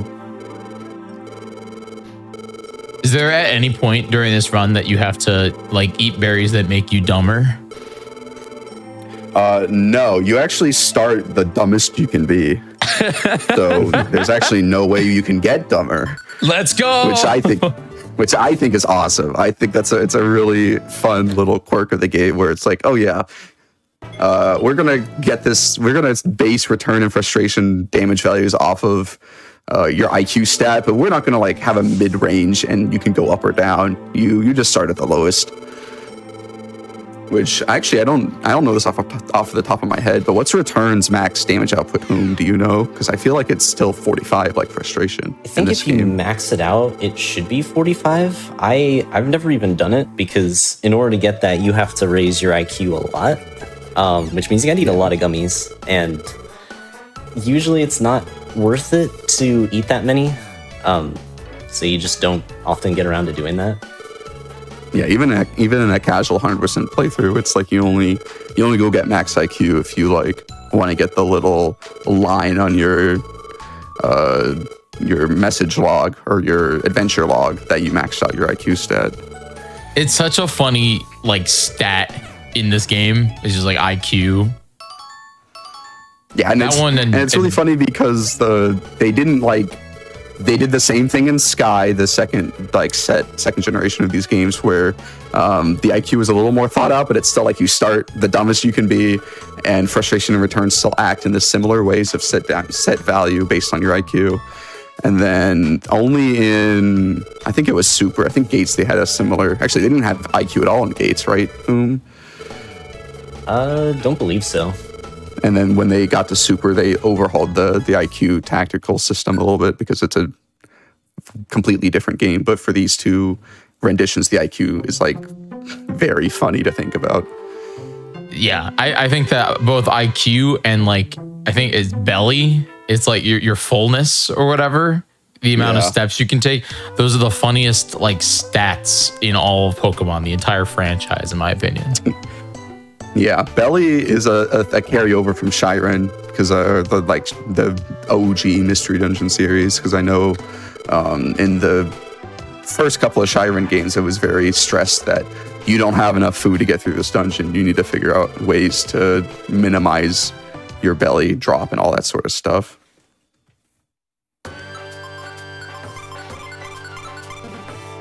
Yeah, we've generated 5 codes here, so we need to do 5 missions over the course of 2 days to progress the story. So these Wondermill missions just allow us to speed up that process. Otherwise, we'd have to actually go and complete random missions from the board, and that can take a while, but we're trying to eliminate as much randomness from this run as possible. What's your thought on the Nintendo Switch remake of this video game? I enjoyed it a lot when it first came out. That was... I think my first time playing a Mystery Dungeon game casually since probably like Explorers of Sky came out. So being able to do that again was really nice. Yeah, it's a really, really good casual game. Since I'm like one of the eldest PMD speedrunners, I'm always like part of the first 10 in the community, and because I was so PMD speedrunning brained, it was really hard to wind those habits of like, oh, I needed to be this certain way to enjoy the game. And also like the speedrun of the remakes of this game are very, very different from this. They're very much closer to like traditional Mystery Dungeon speedruns in comparison to a run like this. So there's also that aspect to it. Yeah, there's a very big learning shift between this game and the Explorers games compared to like all of the others, just because there's much more of an item reliance in those games, especially when it comes to Super Mystery Dungeon and Rescue Team DX. And if you're not prepared to like switch to that sort of strategy, it just makes it so much harder. It's definitely taken a lot of us time to get used to it, but newer runners have actually had a better time of, like if you start out with those games, then it's easier to transition back because the gameplay is a little bit more fixed.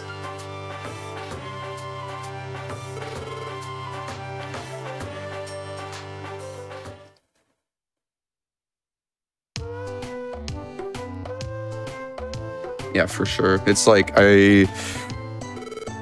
I don't want to think I can't speak. Did Secure start on DX or was he No, he actually started Sky on guy. Sky. Yeah, he started with Okay. the special episode runs. I know there's a couple of people who are like really, really good DX runners that started in DX. And it's just like their game because, like you said, it's very, very different from the base game. So one of the cool things that you might not know if you've played this game casually and didn't think about it that much, but you actually don't have to go to the specific floor of your mission type if it's a find mission. If it's the find specific item mission, all you need to do is have that item in your inventory when you complete the dungeon, and it'll mark it as done. So what you've seen Whom do a couple times now is walk into a dungeon, escape orb out, and then have fulfilled their mission quota for progressing the story, all because they just had the item sitting in their inventory when they entered the dungeon to begin with.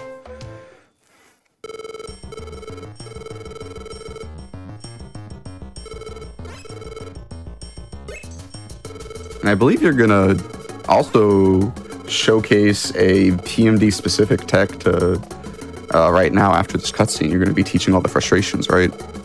Yes, after this next set of missions. Oh yeah, you have one more mission set left. But yeah. One of the funny things about PMD is that you can teach the same move multiple times. So you can just be like, oh, screw it, 4 frustrations on my Pokemon. And then with the link, you can link them all together, and then that's a lot of damage you're outputting a turn. Yeah, it makes fights so much more consistent going forward.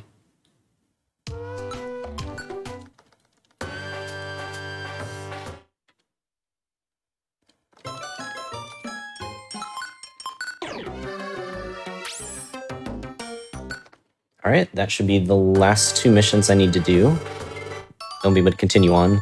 But yeah, as you can see, we're 1 a lot of frustration TMs for that particular reason. We're going to be teaching all of them, and yeah, in this game, you can just have as many as you want on the same Pokemon for the same move on that same Pokemon. So we're going to do that now.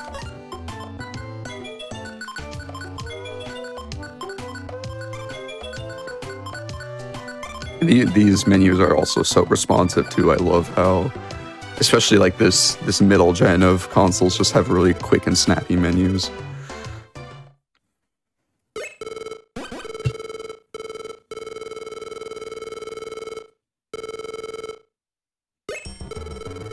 So we saw the 5 frustrations, but we also saw a couple of interesting other items that we have wondermailed into. I believe it's the X-ray specs, right? That you also did. Yeah, and that was actually something that's very recent because the X-ray specs themselves, they're a very powerful item.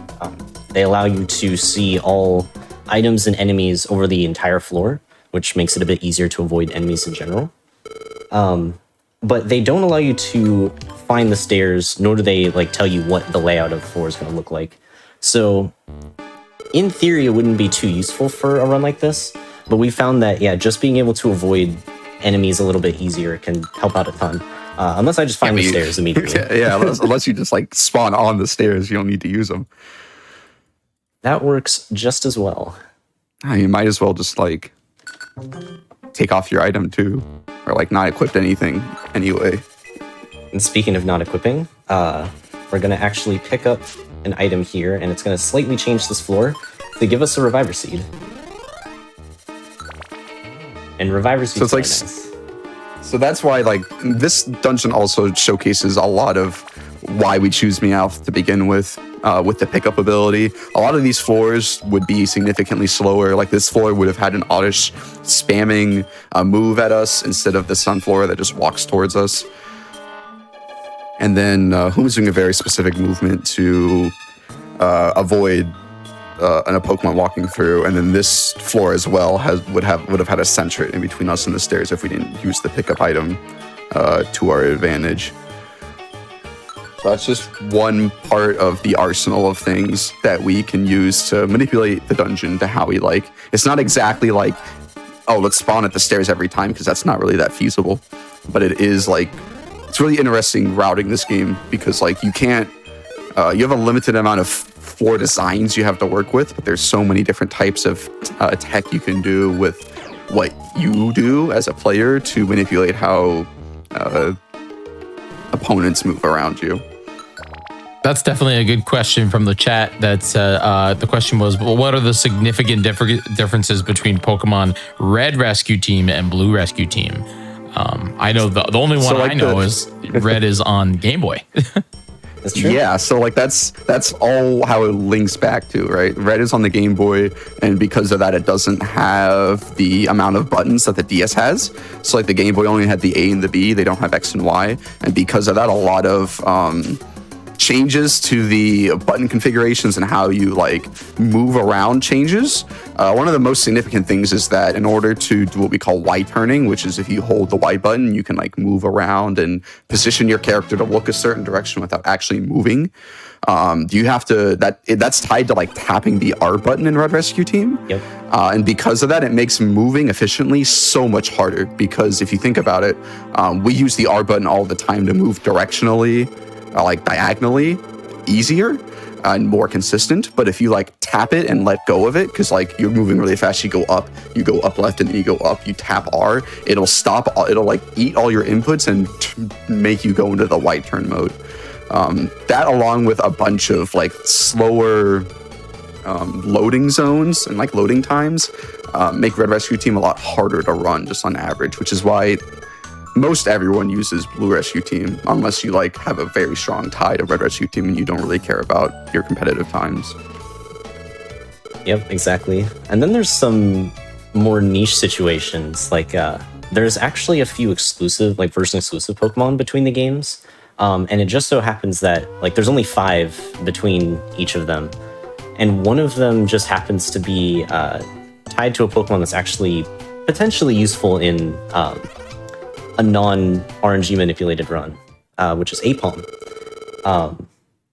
Much later on, we'll be talking about how you need to get a certain amount of chestnuts in order to progress the story. Apom allows you to pick up one of those chestnuts for free, so you don't have to potentially go through a dungeon 2 times in order to progress the story, which that can save anywhere from like 3 to 5 minutes, potentially. But Red Rescue Team just doesn't spawn Apoms, so you won't even have that chance. Yeah, this is the only TMD game that has like very significant differences across their 2 versions in terms of a speedrunning sense. In Time and Darkness, which are I guess the only other 2 like split that way, there's a specific like item differences, but they don't really matter that much in the grand scheme of everything. And then the like Pokemon differences don't matter at all in the speedrun settings unless you're like running the catch-em-all categories of Time or Darkness.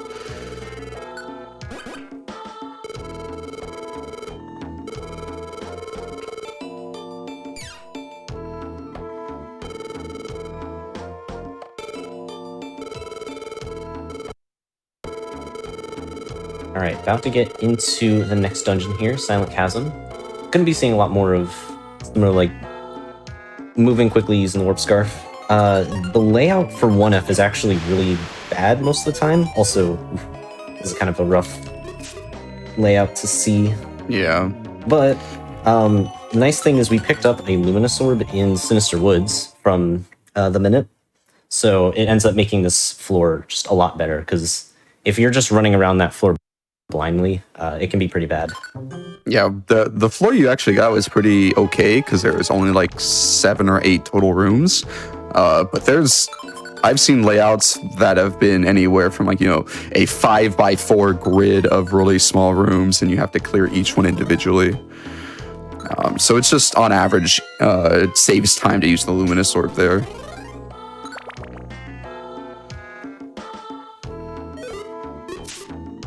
I'm excited to see what you guys do with a boss, because I mean you're not that high level right now, like level 9 Meowth now.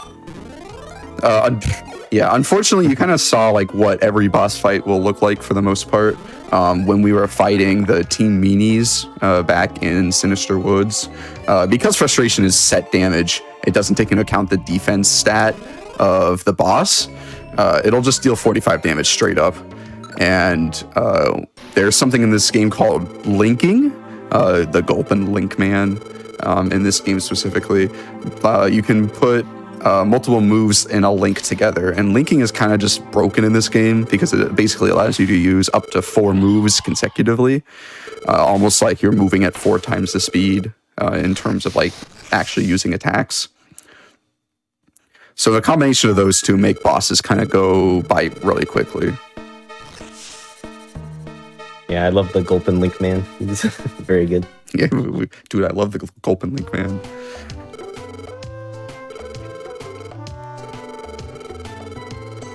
But yeah, most normal enemies in this game will die in like within 2 frustrations.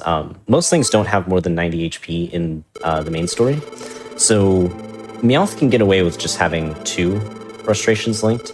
And then when it comes to boss fights, we just want like as much damage as we can get in. So we give Charmander an extra one to give it that extra boost, which actually does help us like barely kill some bosses a bit faster than if we only had 2 and 2. Usually like a turn faster. Yeah, we've gone back and forth between using 2 and 2, 2 and 4, 2 and 3, and then after figuring out the boss threshold numbers, 2 and 3 just make the most sense.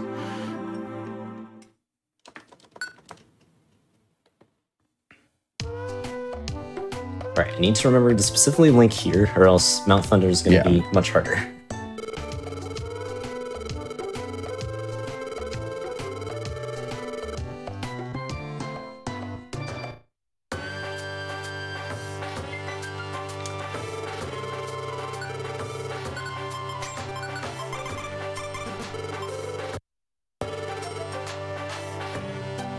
There was one time where we did a race of this category, and I went into Mount Thunder without linking.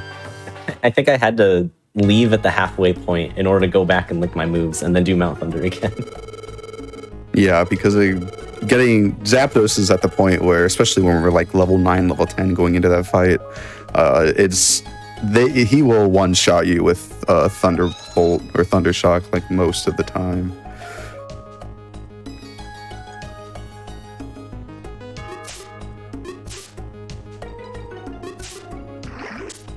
Ooh, poison. Should be okay, as long as the stairs are nearby. Yep, there we go. It's funny because I think when I first played this game, I didn't use the linking functionality because it uses double PP, right? And I was worried about getting through each of the dungeon, like each of the floors.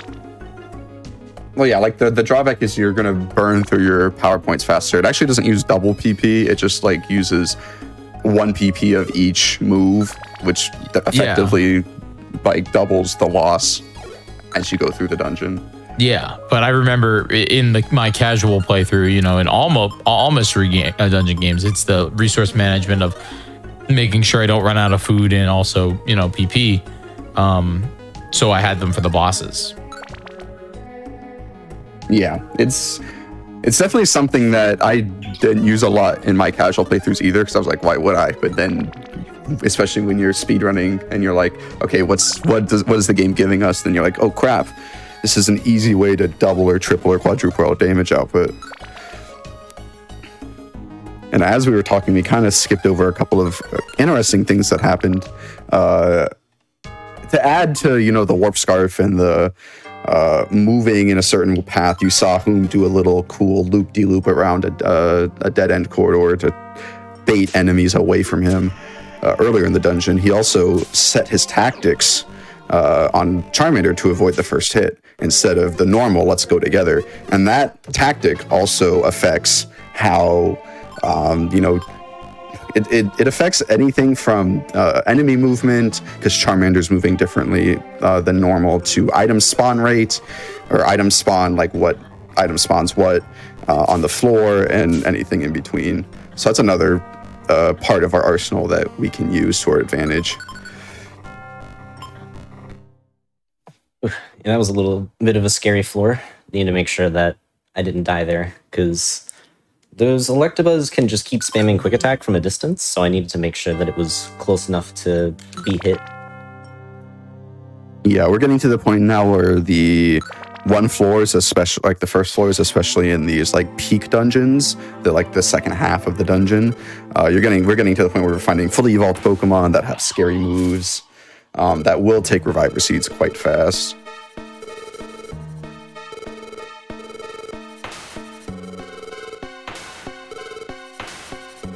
Unfortunately for us, this Zapdos fight is pretty trivial.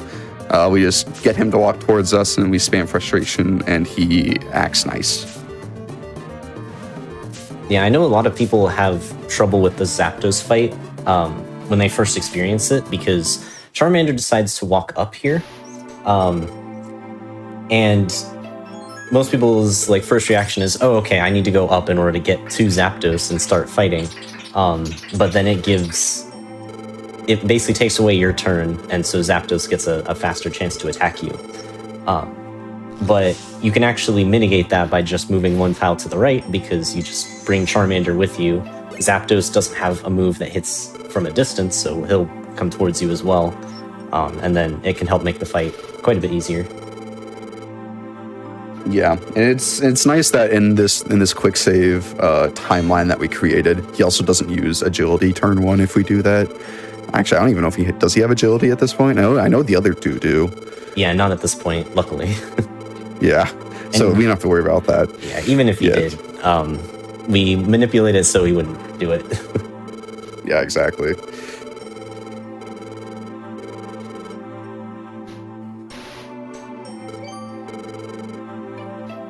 Yeah, it's nice that even boss fights can be manipulated. It's not just the main dungeons. Yeah, it's coded to be part of a floor, so it's like the last floor of the dungeon. They're like, okay, you're in a boss room now with this set spawn and whatever. So it does like follow the RNG seed like progression that that the other floors in the dungeon use.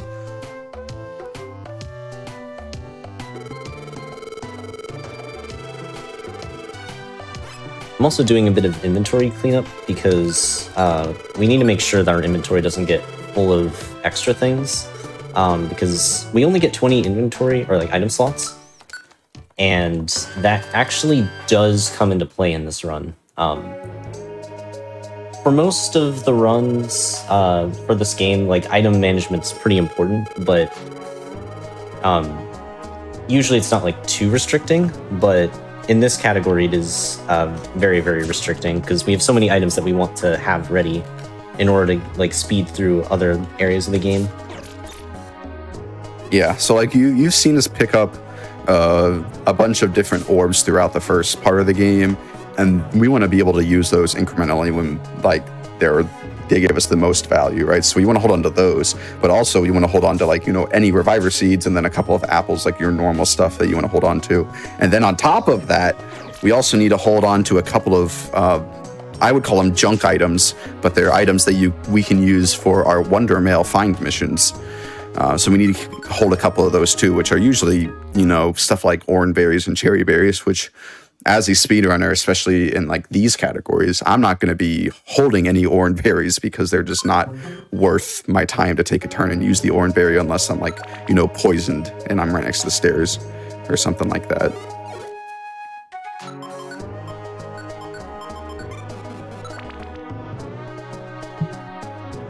So yeah, you can see whom also. Sorry, ask your question. I was just curious if there are any Pokemon that you recruit specific for missions in this game, or in this run. Not for missions, but we touched upon the Apom theory that not in this run in specific, but in the non-manipulated categories, you can look to recruit an Apom to go pick up an extra chestnut, which like speeds the game.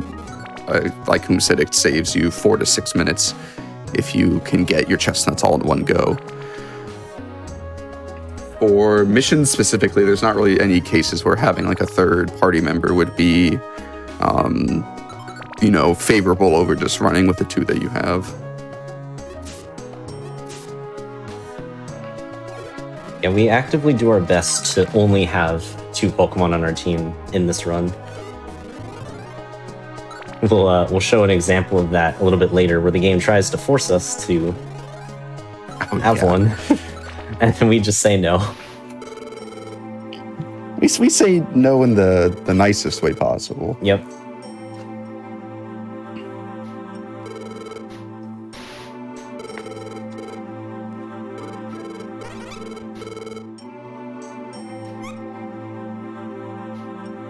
But all right, tackle or tickle? What's it gonna be? You should definitely tickle. It's for the marathon look, man. You know what? We need the tickle for the marathon look. You're right. It's tickle strats. For context, this loses about 10 seconds, 15 seconds. Something about that, yeah. As opposed to just attacking him outright and having Zatu do his whole "Kaka, I have Zatu" thing instead of like tickling him and it just not working until it does. There's a couple of other like funny instances where we choose specific dialogue options to save time. I like the joke that like we always play the option that makes us the most meager and like weak looking, and it's the one that saves the most time. So we pretend like we're this meager character and we save the most time. I just find that really funny. Yeah. If you mess around, the game's just like, oh, okay, well, I guess that's just that then. We'll just move on. I think the best example of that is actually pretty hidden away in post-game, which I won't spoil it too much, but yeah. It involves the redemption of a certain character, and you can essentially just skip the redemption through choosing certain dialogue options, and it makes it really fast. But it also and it still really gives takes you, away from it. It still gives you the icon, or like the progression towards the icon that you need. So in like our post-game category called all icons, that's what we end up doing because it's faster.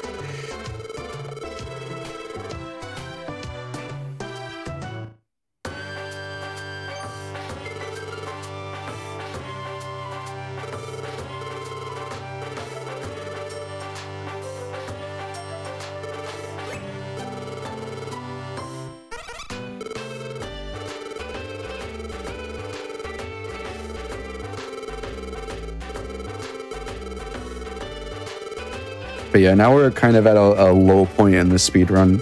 It's kind of nice because this game, in comparison to the rest of the Pokemon Mystery Dungeon series, has like the least amount of downtime for its like vanilla cartridge. We us in the community calculated at one point, I don't remember the exact ratios, but this is like, a 1-to-1 cutscene to gameplay ratio, while like Sky and Super are more closer to 2-to-1 than 1-to-1 in terms of having more cutscenes than gameplay. And we don't talk about gates, don't worry. But this is like one of the significant lull points in this run where we're just sitting through a lot of exposition and dialogue because we're building up to this grand finale of like, oh crap, we need to go figure out the truth. Instead of like the folklore that everyone believes in front of us. Yeah, from a story perspective. Oh, what's up?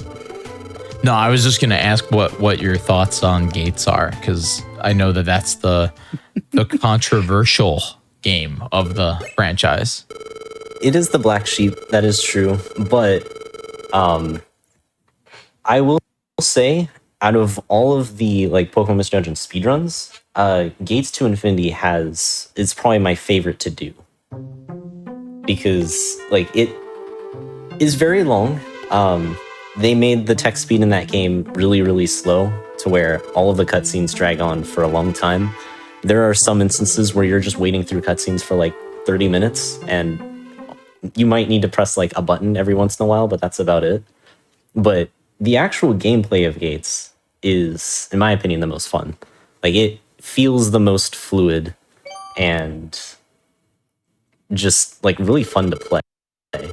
So like whenever I just want to zone in, play some PMD for a while, that's probably the game that I would go to just to do like the movement through the dungeons. Yeah, definitely like the text speed is what like quote unquote could kill kill it. It's what it's known for. It's its text speed. I also hold the opinion that I think Gates has one of the better stories in the Mystery Dungeon, Pokemon Mystery Dungeon series, if not the best story in the series, which I know is like kind of a interesting take because everyone loves Sky so much. I love Sky so much too. But Gates definitely has some very interesting story beats, and the gameplay itself is pretty interesting from a speedrun perspective too. It's just that that dang text speed, man. Yeah. Yeah, that and only being able to do one mission at a time was an interesting decision. Because in this game, you know, we've been selecting like 2 to 3 missions at a time, and we're obviously not going through them in this run. We're just getting the items and then escape ropeing out and then completing the missions. But you have the option to do up to 8 missions in a single dungeon. So once you complete one, you can just continue on with the dungeon and find the next client, save them, and so on. And that's usually pretty nice. But yeah, in Gates, you only have the option of selecting one mission at a time, which means, you know, you still get to do missions, but yeah, it feels a lot slower in general. And they've tied a lot of story progression to completing those missions. So when you have to complete like 6 missions in order to progress, you have to spend 6 different days doing that.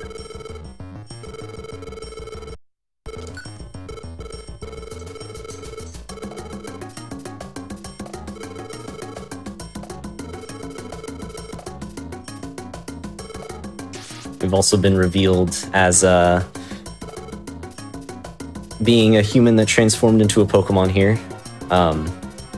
And what we found out when we finished the last dungeon is that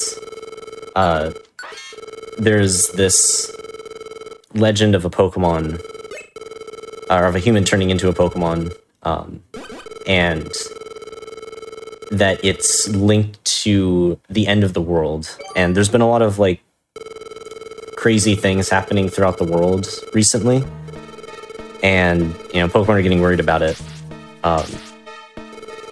And so this one Pokemon, Gengar,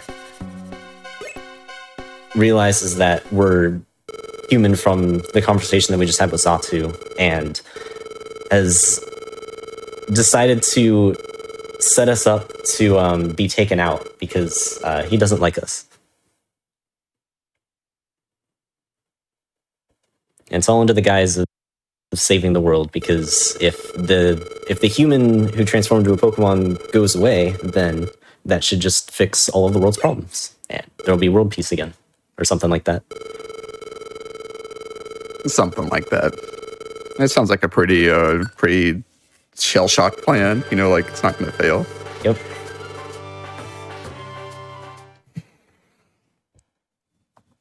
Yeah, some Pokemon still believe in us, like that Caterpie. But yeah, all the people in Caterpie, town. my goat.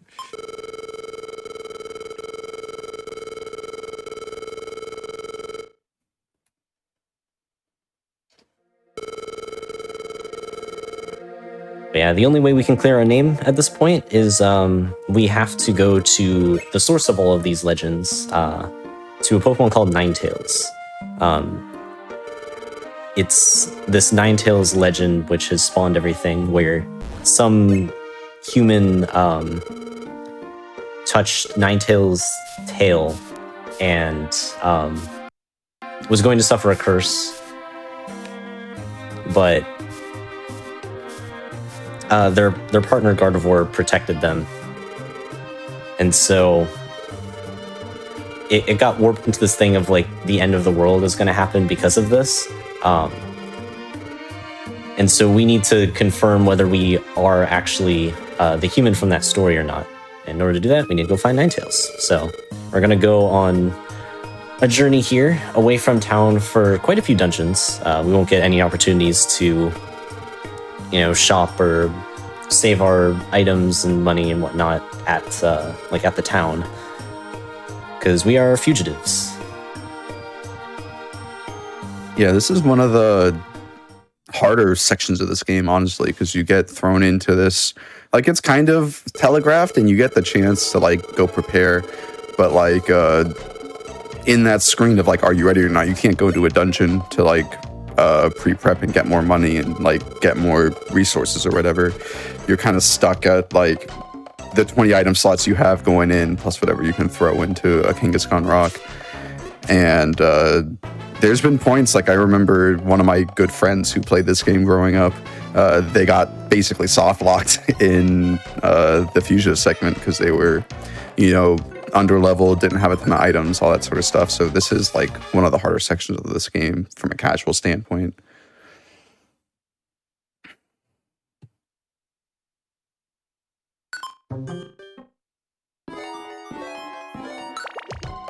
That's the same kind of stuff for us with our manipulation.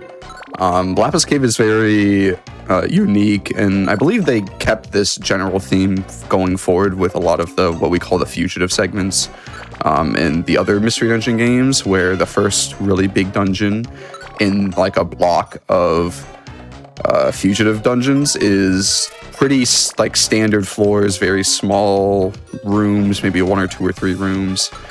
And that's great for us sometimes because it means we can route directly to the stairs or we spawn right next to it. But it also can make it hard because you can see we spawn right next to a lot of enemies. Sometimes it's like we're SOL in terms of like, okay, how do we get to the stairs without fighting something? But lucky for us, Lapis Cave doesn't really have a ton of those. You saw Toom at this point like doing some very interesting movement to bait the enemies away from the big room that we were in and stuff like that.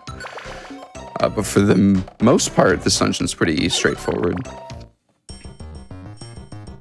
Yeah, Lapis Cave is actually kind of nice because all of the layouts are going to be within a much smaller area compared to most dungeons. There's 14 floors to make up for it, but yeah, because of the way that the layouts are created, there's a higher chance that the stairs are going to be much closer to us. So you'll see that we got a lot of floors where the stairs were just right there, so we didn't even have to warp or anything. We could just move through. We really didn't even use Warp Scarf that much in that dungeon, just because like we could access the stairs pretty easily. I used to joke around that Lapis Cave was like the never-changing dungeon in the save and quit categories, because the 90% of those floors have not changed. The movement tech has not changed since the first iteration of the route. Yep. So like the Warp Scarf added a little bit of complexity, and that floor 12 has been rerouted a little bit to like bait the enemies around instead of just killing one. But other than that, it has not really changed that much. What a disgusting floor 1. You can see Hoom actually doing a very interesting tech here, where if he finds himself in a dead end spot, he is opting to use the Warp Scarf in the intended route of just warping in random places to try to clear out rooms as fast as possible. Sometimes this game likes to troll you a little bit. You can see he got trolled a lot there in terms of warping to rooms he's already been in. And it also gives Charmander up to being very vulnerable in that state as well. Yeah, I gotta be careful when doing that, but I also knew that I was really away from all of the other rooms at that point, so I needed to get around. And then at that point, you're like gambling. You're like, well, if I just B plus A one more time, I'll just warp to the stair floor. And you have to learn when to stop yourself.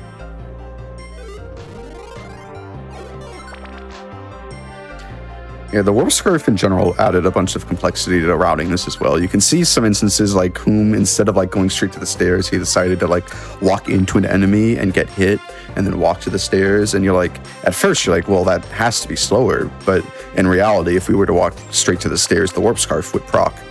And then we would just warp away from the stairs entirely. So it's a bunch of small weird stuff like that, which goes into the routing of figuring out, well, how do we actually get to the stairs as fast as possible?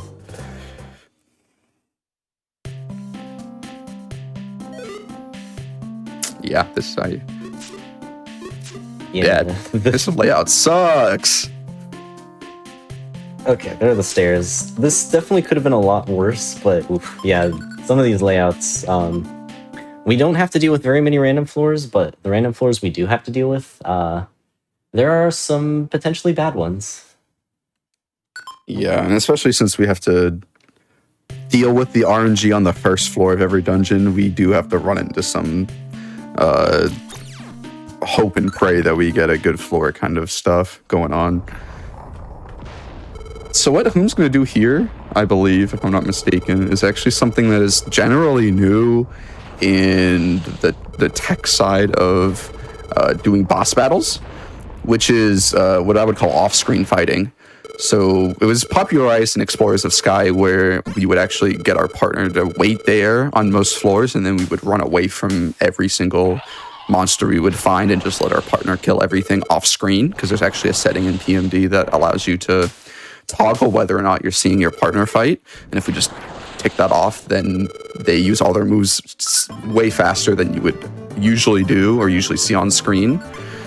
So what Whom is doing is he's doing a bit of movement tech to get Charmander off screen, and then he's gonna get Charmander ready to roll again and do a specific, movement and move iteration to let Charmander kill Moltres off screen, which that is actually a couple seconds faster than just walking up to Moltres and pounding on it until it's dead.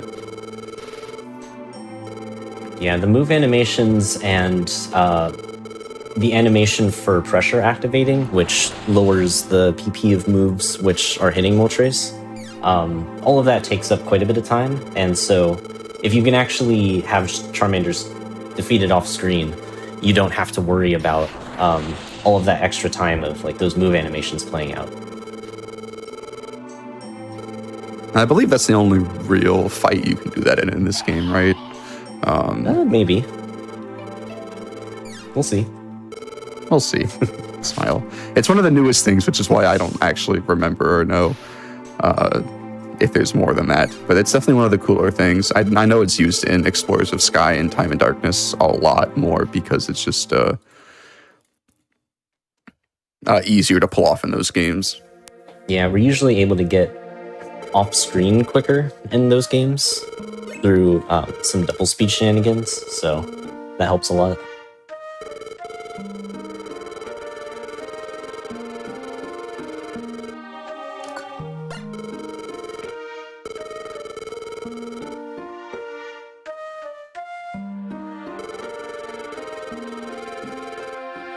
Does make the fights a bit more complicated than just wailing on them, though. You need to actually get yourself prepared to do that sort of strat, and usually you'll have to have some specific items to do it. Although, luckily in this category, because we can manip what the boss is going to do, we can just do it with like tactic switching instead. Yeah, and like, in the later games too, there's a lot more item variety that allows us, and like you said, speed shenanigans too factors into all of that, where we can get ourselves off screen faster. There's not a ton in this game that allows us to do that. I'm thinking of like the Pounce. Is the Pounce Orb even in this game? Pounce Orb is in this game, but it's post game only, basically, right? So it's like, yeah, a lot of the stuff that allows us to like get off screen faster is just way harder to obtain. And if we're going to use a Wonder Mail slot for anything, we would rather have something that gives a lot of value, as opposed to like getting an off screen setup that might save 4 or 5 seconds. And yeah, also generally orbs don't work in boss fights. So that I too, believe, yeah, even if we tried to do it, like if we Wonder Mailed it in, it would still probably not allow us to do it. Ooh, spooky for it. Yeah, and we're getting to the point of the game where even the like normal enemies are very scary. Those ferrets with stab quick attack can like 2-shot you, and quick attack is a ranged move, right? So sometimes you get into really scary situations where those ferrets can do a lot of damage to you. Yeah, and even worse is the Fury Swipes, because that can hit multiple times, all potentially being able to defeat you, so you could lose like multiple Reviver Seeds to that.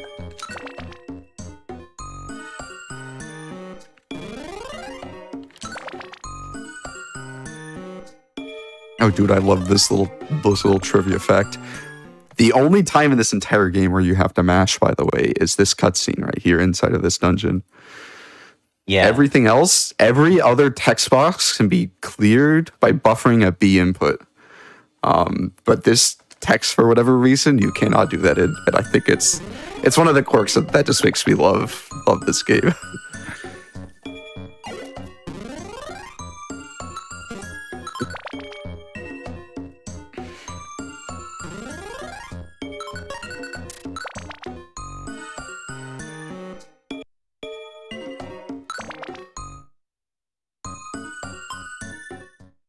All right, time for the grotto. Let's see what we get here. Oh wait, that's the Another- stairs. Oh, let's go. Nice. Yeah, getting into Bottom the screen, Oh yeah, getting into the ice. bottom map floors is, like, shenanigans. a little bit tricky to see stairs sometimes, just because the stairs kind of blend in with the background. Yeah, and like, I guess that shaded map doesn't have any inherent time losses. It just makes it so that everything other than these ice dungeons is like impossible to see your character.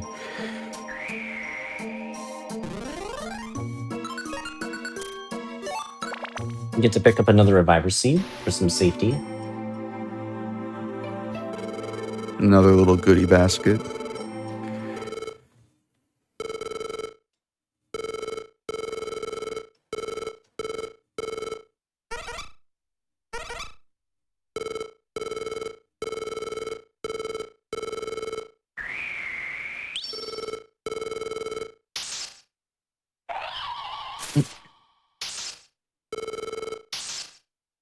So there is a strat to get off stream with this boss fight as well, but it takes a little bit, and you also are forced to lose a reviver seed to do it. Yeah, I was wondering if you were going to go for that, because that's what I was looking at. Because I knew this existed, but I didn't know. Like, it's like the cost analysis of 5 seconds versus a reviver seed, or something along the lines of that. Pretty much, yeah. Because like it doesn't take too long to defeat Articuno, but yeah, using up a reviver seed to make it a bit faster can be worth it sometimes. But yeah, that's at least one reviver seed. Technically, if I had actually tried to do the strat there, I would have lost 2 reviver seeds, because in order to set up the 1 seed strat, I actually need to do some slightly different things to heal up Charmander before the fight. Because if Charmander gets too low of HP, he'll be defeated twice, and so I didn't want to lose 2 reviver seeds there, because that would have put me at 0 going into the next dungeon, which is a little scary. Yeah. It's 12 seconds. Yeah, okay, 12 seconds is not like insignificant, but definitely 12 seconds for 2 seeds feels a little dicey, even on like a good paced run.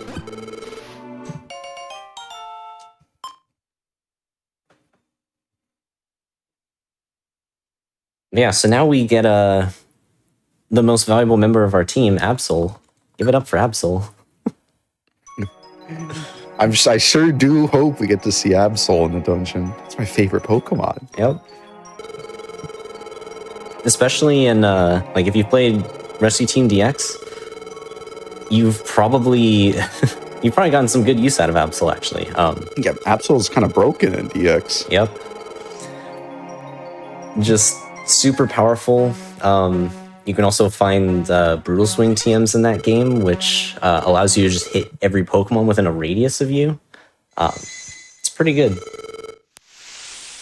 And just a lot higher level compared to where you'd expect to be. Yeah. So... And especially in DX when you can like take control of any Pokemon in your party too. Or you can just like switch to Absol on whim and can destroy anything in its path.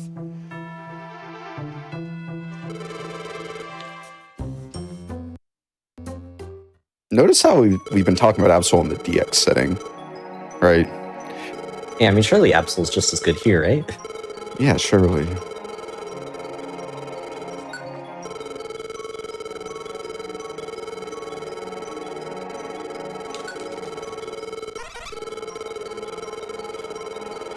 Well, we finally made it to Mount Freeze. We know that Ninetales is up ahead, so we're gonna go and figure out the truth behind what's happening.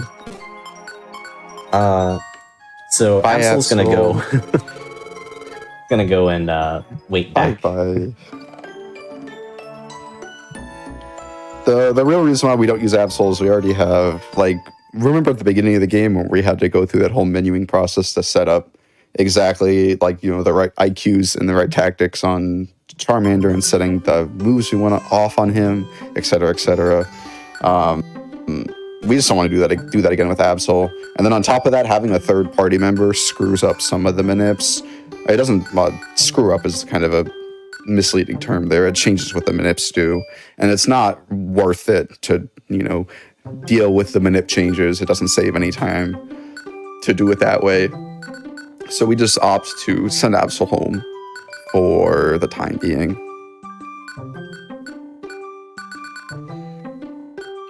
So whom is inputting hopefully the wait, I should probably think. No, second to last set of Wondermill codes.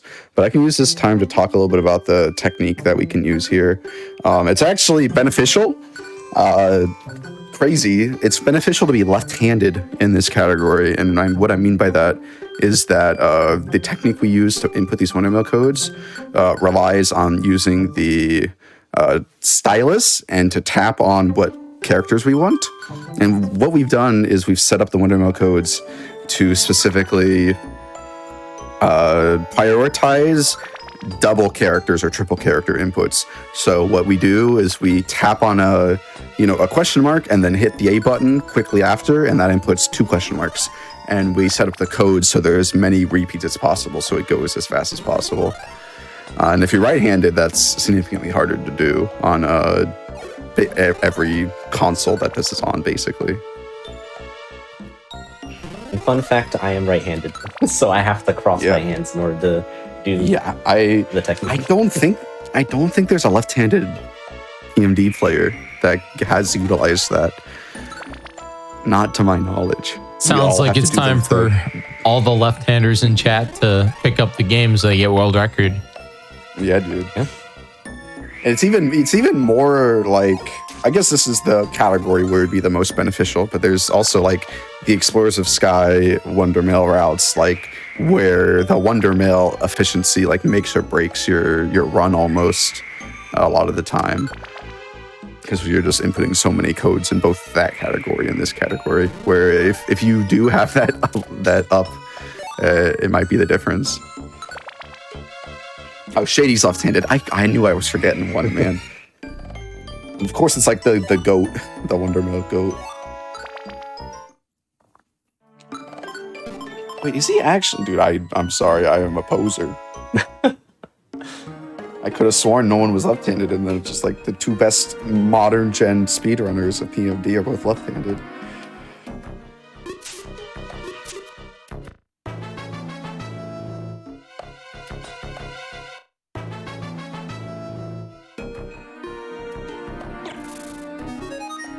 Oh no. Double team. Yeah. Uh-oh. On top of the stair, or on top of the anti-stair floor that we had to deal with. Alright, I should have enough HP. It's a little close, but should be fine to do this.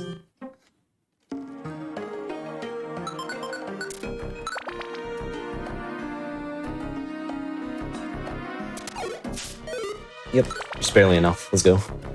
Yeah. I knew I had to take a hit from Glalie there, but I didn't have to use a seed for it.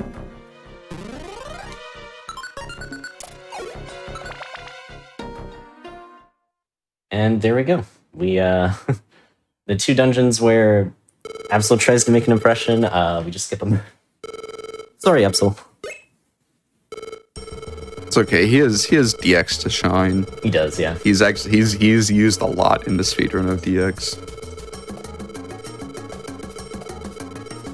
Would after this dungeon be a good spot for a break? Sure yes, would be. this would be right now, actually. Yeah. Right just now. Let me know when I should stop. Oh, was that? All right. We're going to take a quick break here, but we will be right back with the second half of this Pokemon Mystery Dungeon Blue Rescue Team Showcase. Do us a favor, and while during the break, go and check out the GDQ Hotfix Season 3 schedule at gamesdonequick.com/hotfix. And if you missed any of our shows, go check them out on youtube.com/gamesdonequick. Okay, we'll be back in about 3 minutes. Don't go anywhere.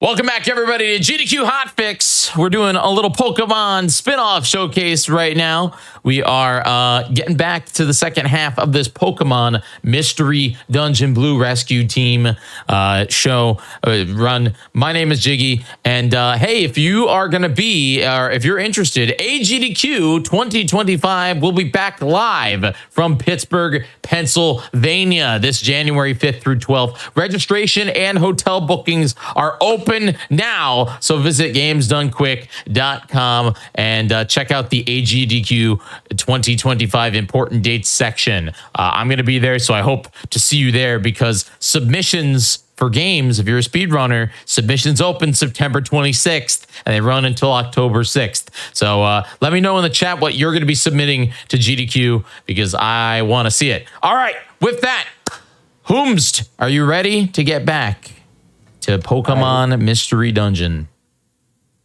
Yeah, I'm ready to go. All right. Then, yeah, I'll just kind of stand back into it. So 3, 2, 1, resume. The legend is real. Ninetales does in fact exist. It's funny that this game has a Ninetales in a frozen mountain, but it's way before Alolan Ninetales. Yeah, maybe it was a hint of what's to come. Mm-hmm. They could have done it in DX just for fan service. It would have been such a good idea. It would have screwed up the story a little bit, but like, that would have been cool. My favorite thing is finding like, especially when it's like community ROM hack ideas that like precursored to what Game Freak ended up already doing, which is really funny. I remember like one ROM hack had like a Scyther trade and its name was Cleaver. I was like, that's funny. Definitely time travelers, 100%. Yeah.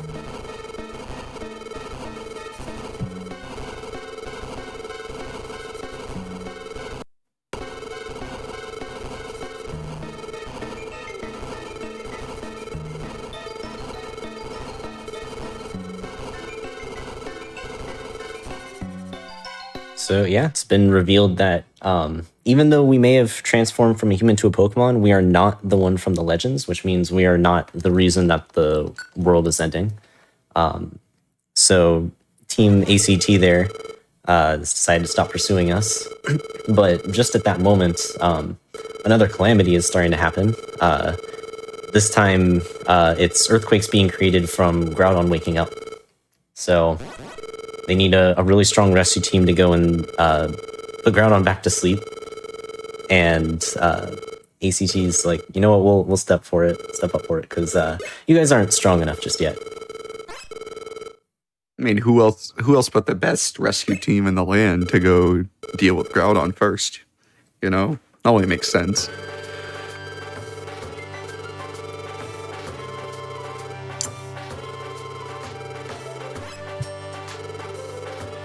I mean, Charmander's like a third of Team ACT. Surely, in spirit. Yeah. He'll be fine. I guess a third of ACT.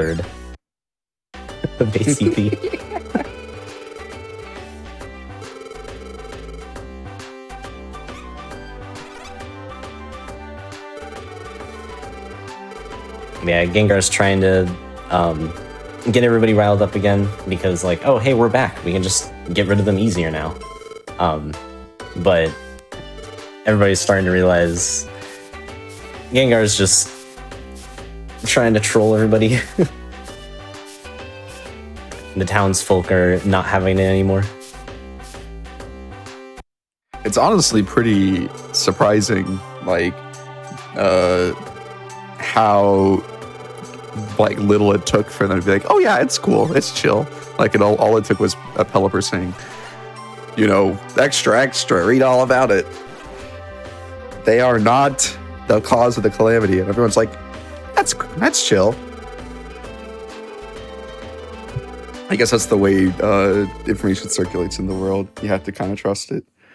Pretty much. I mean, they trusted Gengar's word with no proof whatsoever. With less, I guess. Yeah. Yeah, exactly.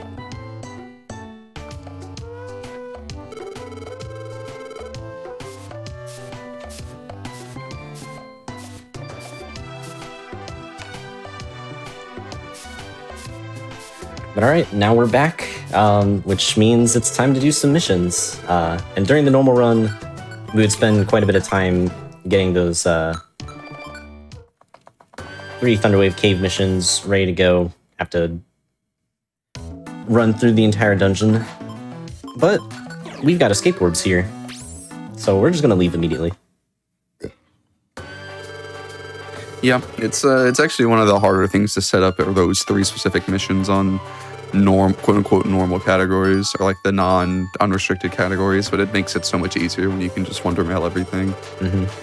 Yeah, you can find random near missions, as they're called, to make it faster, but they don't spawn too commonly, and usually if they do, it's it might not be for an item that you have ready, so they can also be a source of like a lot of stress for runs, because if you get some good near missions but you don't have the items for it, now you got to spend some time looking for those items, whether it be in the dungeons or even through the Kecleon shops, which we've been skipping this run because we don't need it yet. Yeah, it's my favorite suffering from success meme, where it's like you get your 5 find missions in the shop your first pass around, but you actually just can't take all 5 because you don't have the items to like fulfill them in the time you need to do them, and then you're just sitting there like, oh, come on, man, like this would be such a good run, good with good mission luck if I just had these items on me.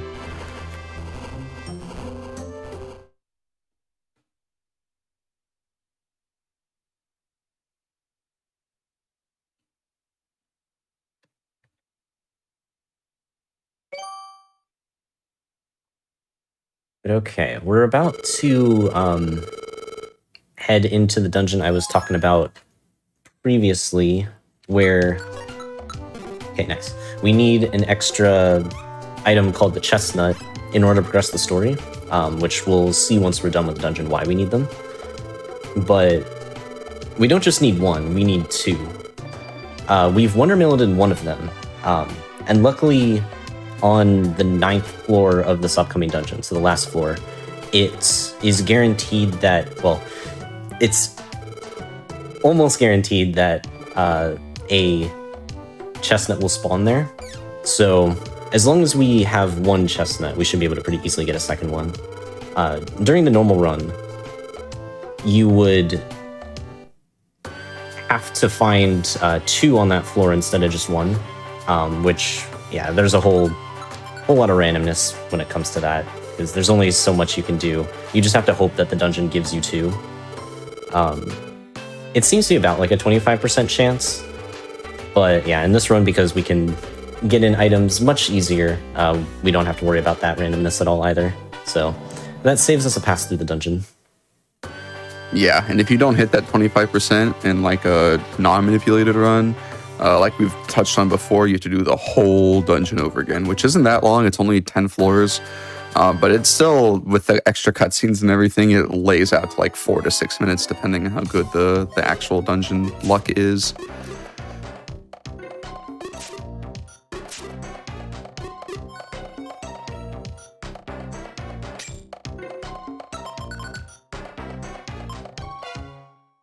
And fun fact, the first floor of this dungeon can actually spawn a monster house.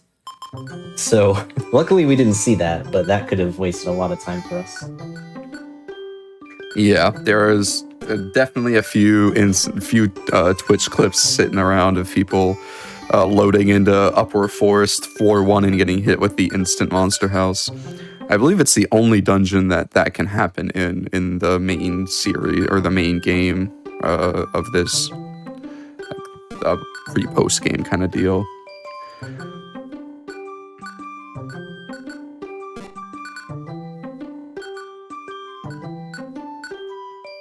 But yeah, this is the last set of Wondermail codes we will be doing for this run.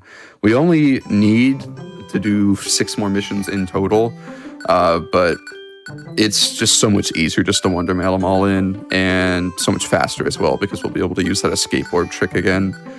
And finally, after all that, Whom will be lifted from the shackles of having to carry around 3 and 4 Rost berries.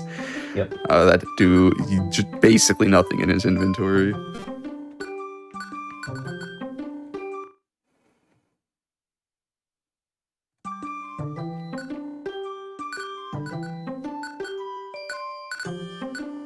Yeah, I wanted to shout out all the people who have not only preserved the Wondermill generation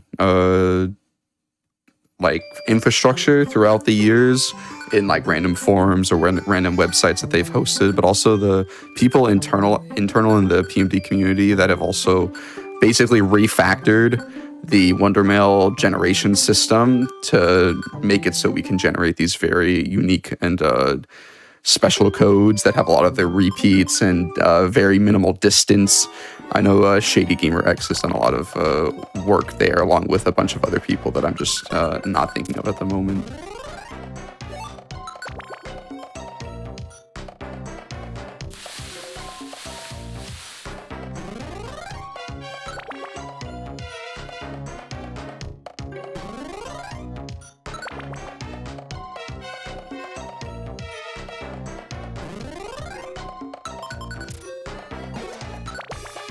Yeah, so at this point we have a full inventory, and so that's why I needed to do all of that inventory management throughout the run, was to make sure that I had enough for getting the chestnut at the end here.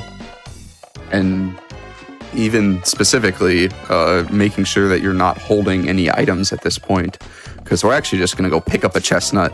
There is a chestnut on this floor, but it's out of the way, and the stairs are right here. So instead of going back and then going forward to get to the stairs, it's so much easier just to Wondermail in a single chestnut and then go naturally pick up the second one through Meowth's pickup ability.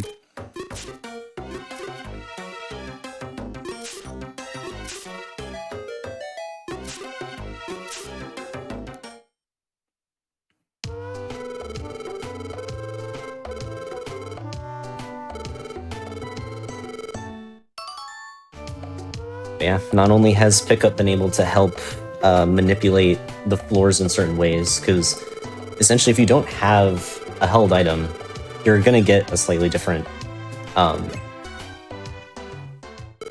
like item and enemy layout, or I guess not layout, but they might be slightly altered.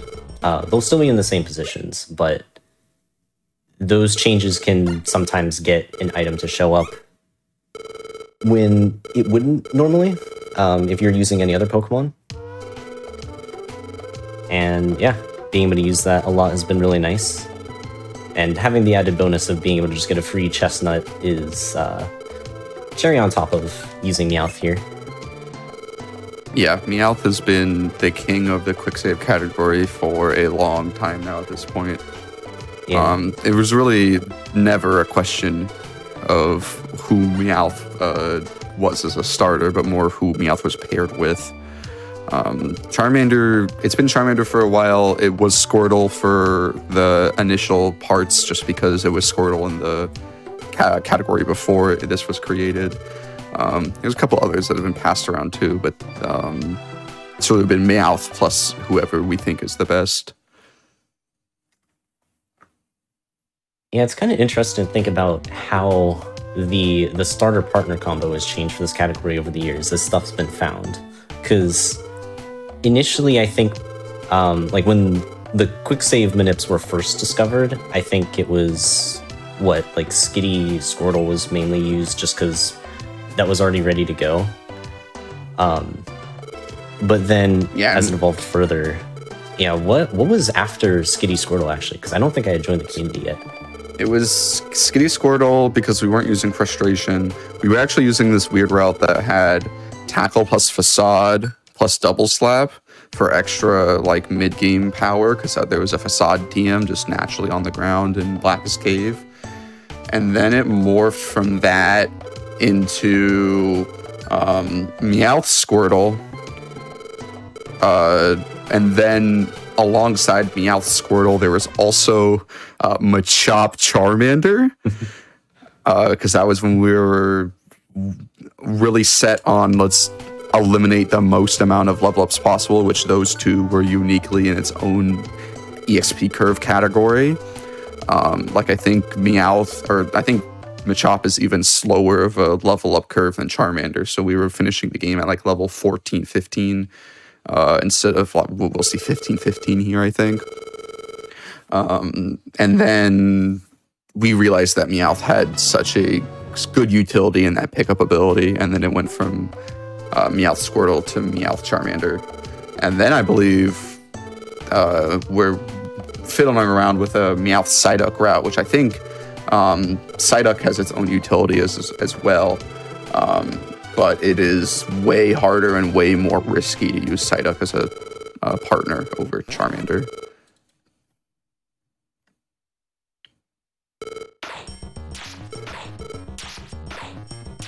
Yeah, there's been a pretty big shift towards Psyduck over the years, because yeah, that ability Cloud9 actually does come in handy for quite a lot of floors, because weather shows up a lot in the run, and it's just, no matter how much we try to remove the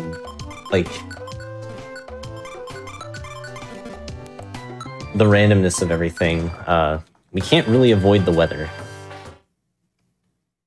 But yeah, I think the weather is tied to like the floor RNG, not the like enemy manipulation RNG type thing.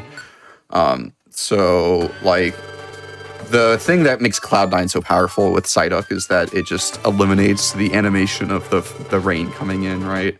Because there's things that you can get around hail and hail and sandstorm with like the weather band, that's prominent in the second iterations of these games, Sky type Darkness, but it still would show the animation of weather going down. So Cloud9 just gets rid of that. So throughout the run, at least for this category, it saves like 30 seconds, I think, 29, 30 seconds off of animations alone.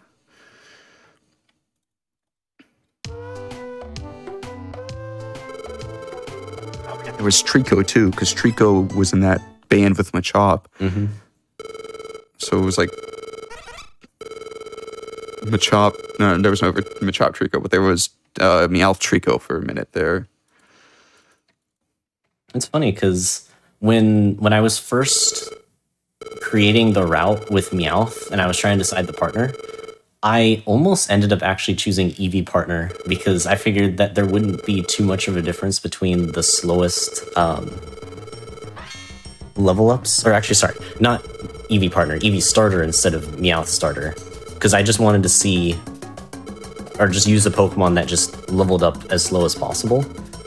And a lot of Eevee's downsides don't really matter when it's the leader. But yeah, once I found out about pickup changing certain layouts and making them potentially faster, there was just no going back for me on that. But it would have been interesting to see some unrestricted records with Eevee starter at some point. Yeah, it'd be interesting. Yeah, it's unfortunate. It's not like Sky, where it feels like half the cast is like viable in a speedrun setting.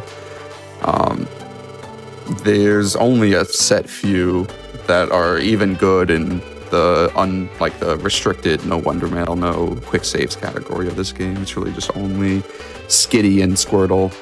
Then the partner can be like Cyndaquil as well, but it's really just those that are like top tier time viable.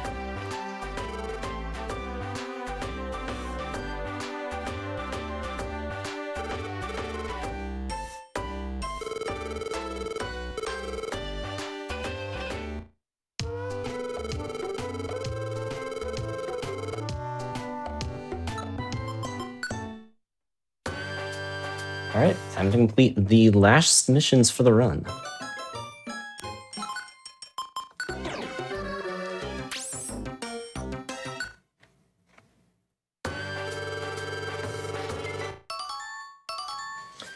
And yeah, at this point, we mostly just want to get through the missions as quick as possible. So the items, we're not really going to use them for a lot of situations going forward. But the one nice thing we can Wondermill in are Luminous Orbs. And luminous orbs work a bit like X-ray specs, except a lot more powerful in exchange for only being used for a single floor.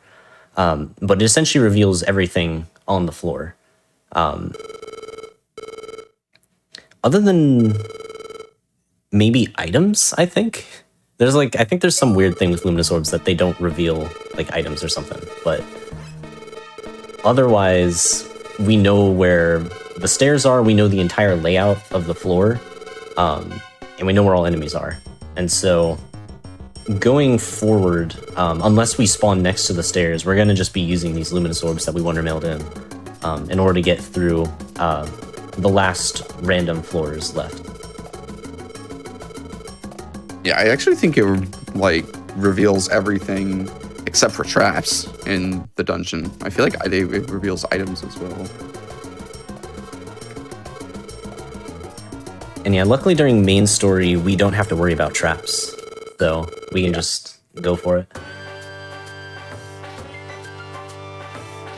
They decided to make traps a post-game thing, which they decided was too easy in Explorers because they added traps in that game like halfway through.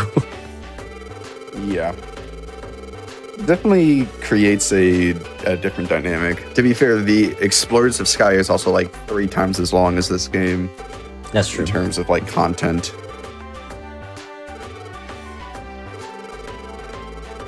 So are there any run enders that we should be worried about for the rest of this?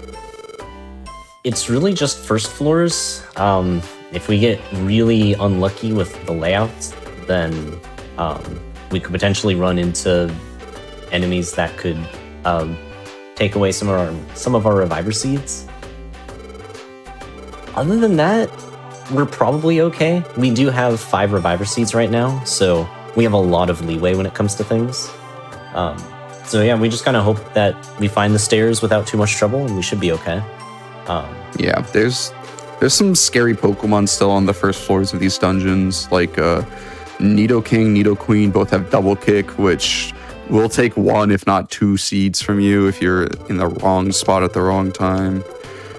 There's also just like floor 1, and some floor 1 enemies are just going to be brutal. But other than that, like the Manip will carry us through most everything else.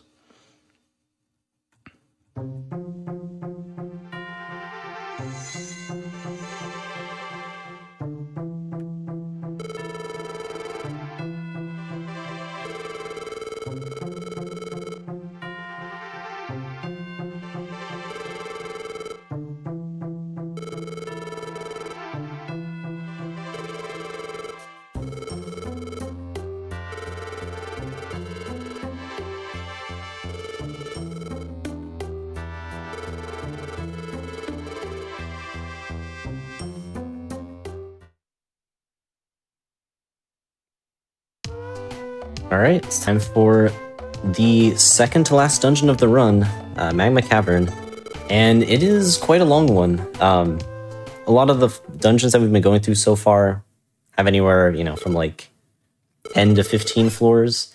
This one has 23, so we're going to be in here for a while. Quite a jump up from difficulty in between the last couple of dungeons in this one, for sure. Yeah, for sure. All right, let's see what the 1F looks like. Yeah, are you gonna safety quick save? That's the idea too, is that we have to quick save on the second floor of this dungeon anyway. So I am actually going to elect not to do it. Because, yeah, the second floor is actually pretty bad manipulated. What is this floor, by the way? This is terrible. There's 4 rooms. What? The type of quality generation that you should expect. That's kind of insane, actually. I don't think I've ever seen a layout like that. Well, it showcases really good utility of the Warp Scarf too. As you see something like that, and you're like, well, the Warp Scarf will mog this floor, just because I know there's only 4 rooms, and I have a 25% chance to hit the stair floor, or the stair room.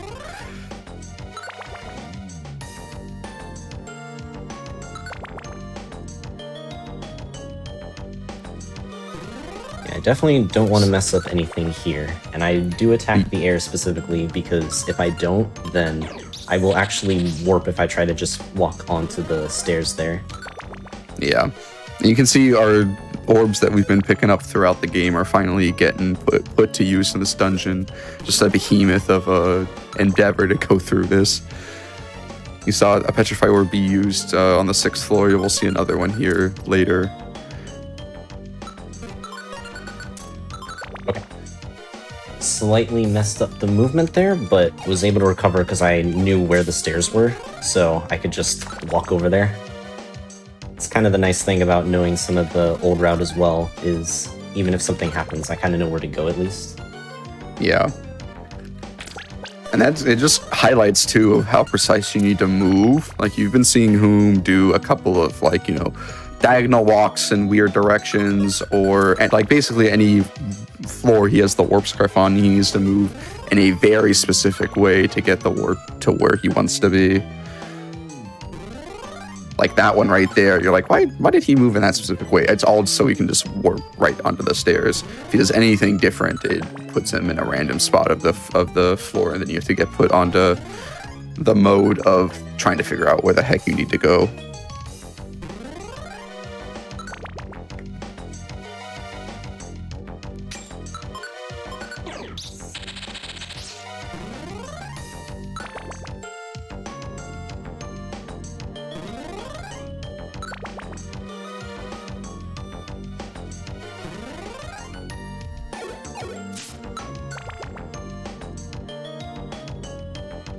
And you know, we were hyping up the 23 floors of this place, but we kind of blinked and we're already there.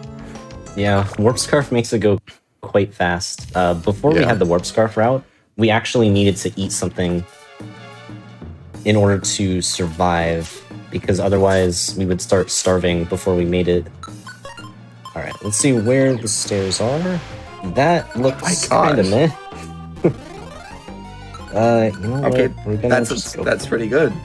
Okay, there we go. All right.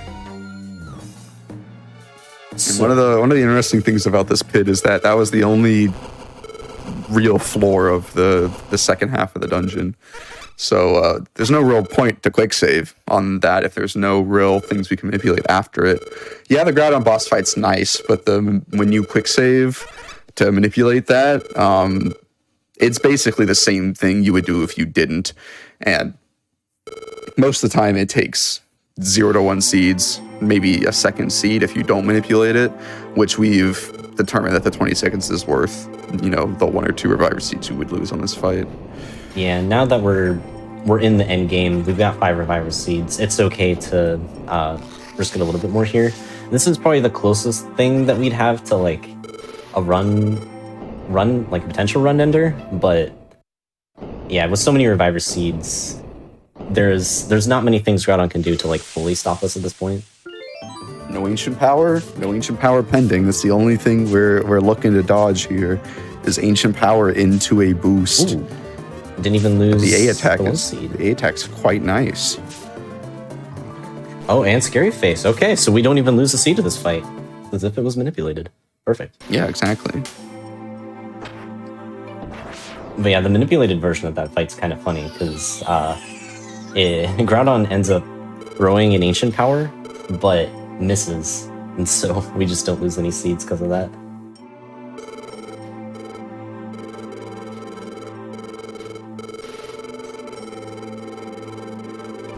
That fight took me like 3 days as a kid. Yeah, it's not an easy one, especially if you're using a water type, because drought really hurts in that fight.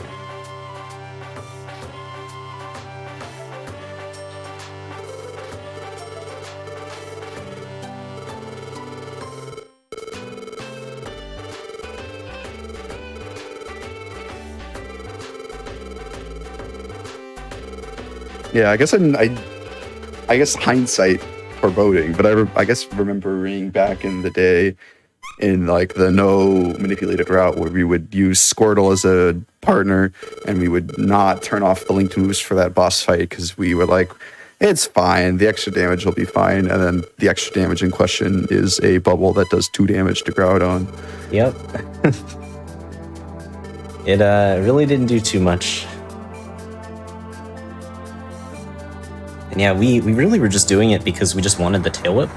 We just wanted its defenses to get dropped. We linked all of the moves together on Squirtle. So it changed it quite a bit when we just decided, you know what, we actually don't need Tail Whip linked with everything else. It actually doesn't matter. Yeah.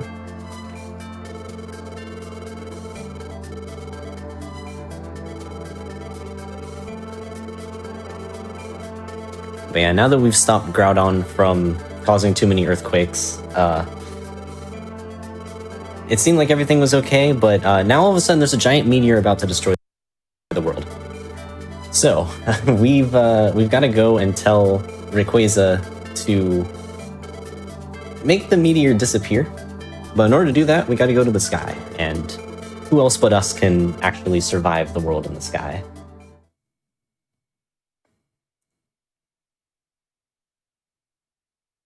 I thought that was the next game. Going in, well, there's kind of a theme of You know, going to, like, a exploring the world. sky. Yeah. Yeah. The next game. It was also just a little precursor there. They were hinting.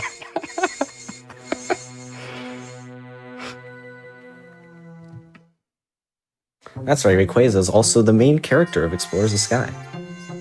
Yep. That's. He is Can't the believe you- explorer. I can't believe you had leaked it to them. Think of all the people in chat that haven't played Sky yet. If you haven't played Explorers I'm of Sky or any sorry. PMP game, Oh, I Please do. spoiled it. Oh my gosh. I'm sorry. Oh, Oh man. This is it. GDQ's never gonna ask me back. You know what the really funny part about like the PMD speedrunning games in general is that, like, of course you're seeing like the game at a sped up pace, but like if you are a pretty competent reader, you could experience the story inside the speedrun because of how the text scrolls. yeah, I think really the only one I had a bit of trouble with was learning Super Story through the speedrun, because fun fact, I actually started with just speedrunning Gates and Super, and I learned the stories of the game through the runs that I was doing. Because I had played Blue Rescue Team and like all the Explorers games casually, but yeah, when I started getting into speedrunning and I wanted to learn the other games, I had never played them before. So yeah, I learned what the stories were about from doing runs. But yeah, Super's text actually does scroll kind of fast. So It's the fastest of the series by far. yeah, That experience you had was also not uncommon because I did the same thing with Super. yeah. Super's pretty fun to like do like casually as a speedrun. I feel like you learn a lot of interesting things about it. I mean, I remember when, because like mozzarella cheese, the namesake of the Super community, basically like came in out of nowhere and gave us so much tech that we weren't thinking about. And looking at that doc for the first time and doing like the fast playthrough of it to figure everything out was like so cool, because I was like, these items are crazy. I haven't thought about these items or like using these items in this way at all. Also, welcome to the best soundtrack of gaming, like the best song of gaming. You cannot tell me otherwise. It's pretty good. It's a pretty good track. All right, Sky Tower it is. Let's see what this first floor is going to look like. Okay, we got a stair floor. I'm just going to take this out. We like that. Lunatone Don't have to. can use hypnosis, which if we get put to sleep, that's going to take a bit longer to actually get into the stairs. So I'd rather just deal with it. Yeah, and on top of you possibly just losing a seed like right up the bat. too, along with just how slow the sleep animation is.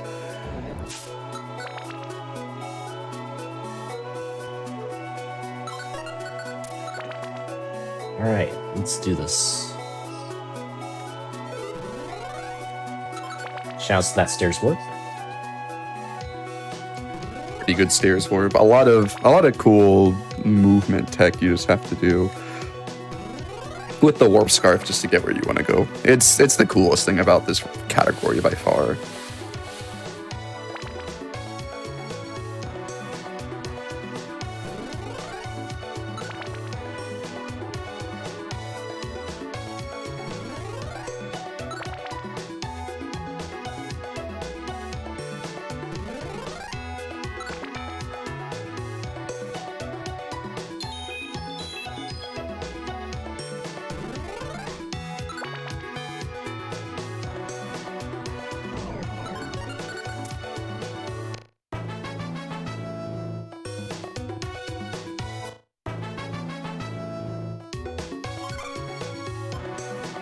If you're all just joining us here, this is GDQ Hotfix. They're currently running Pokemon Mystery Dungeon Explorers, or I'm sorry, Blue Rescue Team. Explorers is a different game. We got Hoomsed here, as well as Like a Noob, and we're getting to the tail end of the game. Yeah, we're at the back half.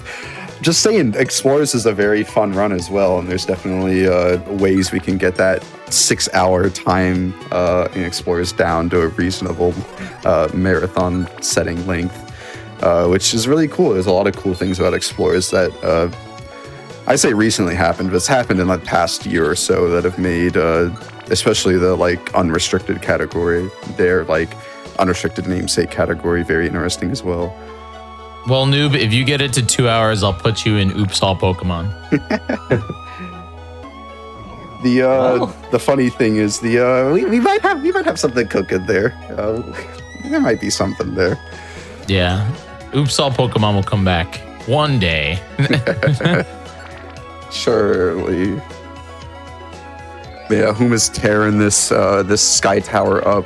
Yeah, one of the crazier like dungeons to be done like in this sort of way, where it's like, holy crap, this dungeon was so hard as a kid, between the Venomoth spamming it took the me room like range almost a month moves into the agility Pokemon and the Shedinjas that are like, you have to know the gimmick of how to kill the Shedinja fast, or else you're like using a ton of PP on it. That was crazy, by the way. That was a great good warp. Great warp ward, by the way. Give it up for the warp ward. 4 out of 5 chance for that to work out well. Oh well. This dungeon I think took me about a month, and I was abusing the fact that you could put DS in sleep mode. Oh yeah.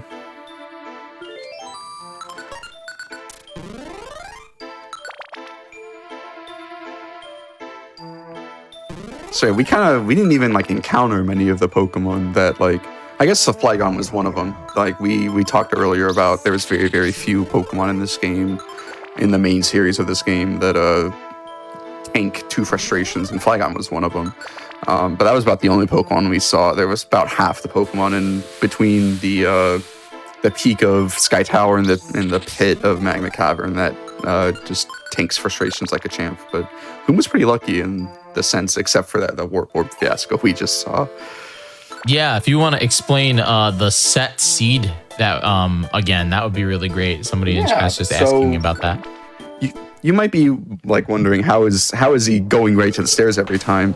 There is a combination. It's technical, but the concise idea behind it is, if we quick save and leave, we're able to know what the floor layout looks like going into it, which allows us to basically plan what movements we need to do in advance. So taking a game that is basically all random at the surface into a spot that we can plan, and it turns into a very execution heavy run.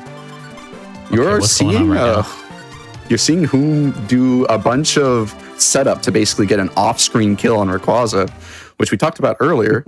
And there's Rayquaza down. There he goes. So there he goes. So Pretty wait, what clean just, run, what all just things happened? considered. Yeah, wait, what? Why? So Charmander Did just murdered Rayquaza. just But bullied. we didn't see. We were covering our eyes to it to make it faster. Yeah.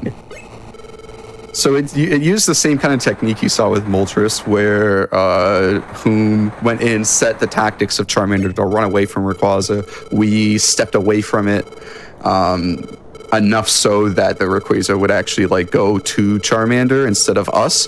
So then we could run into the corner, get Rayquaza off screen, and have Charmander just wail on it. And that's a fast way to get the kill. I believe it's like 8 to 10 seconds faster that way.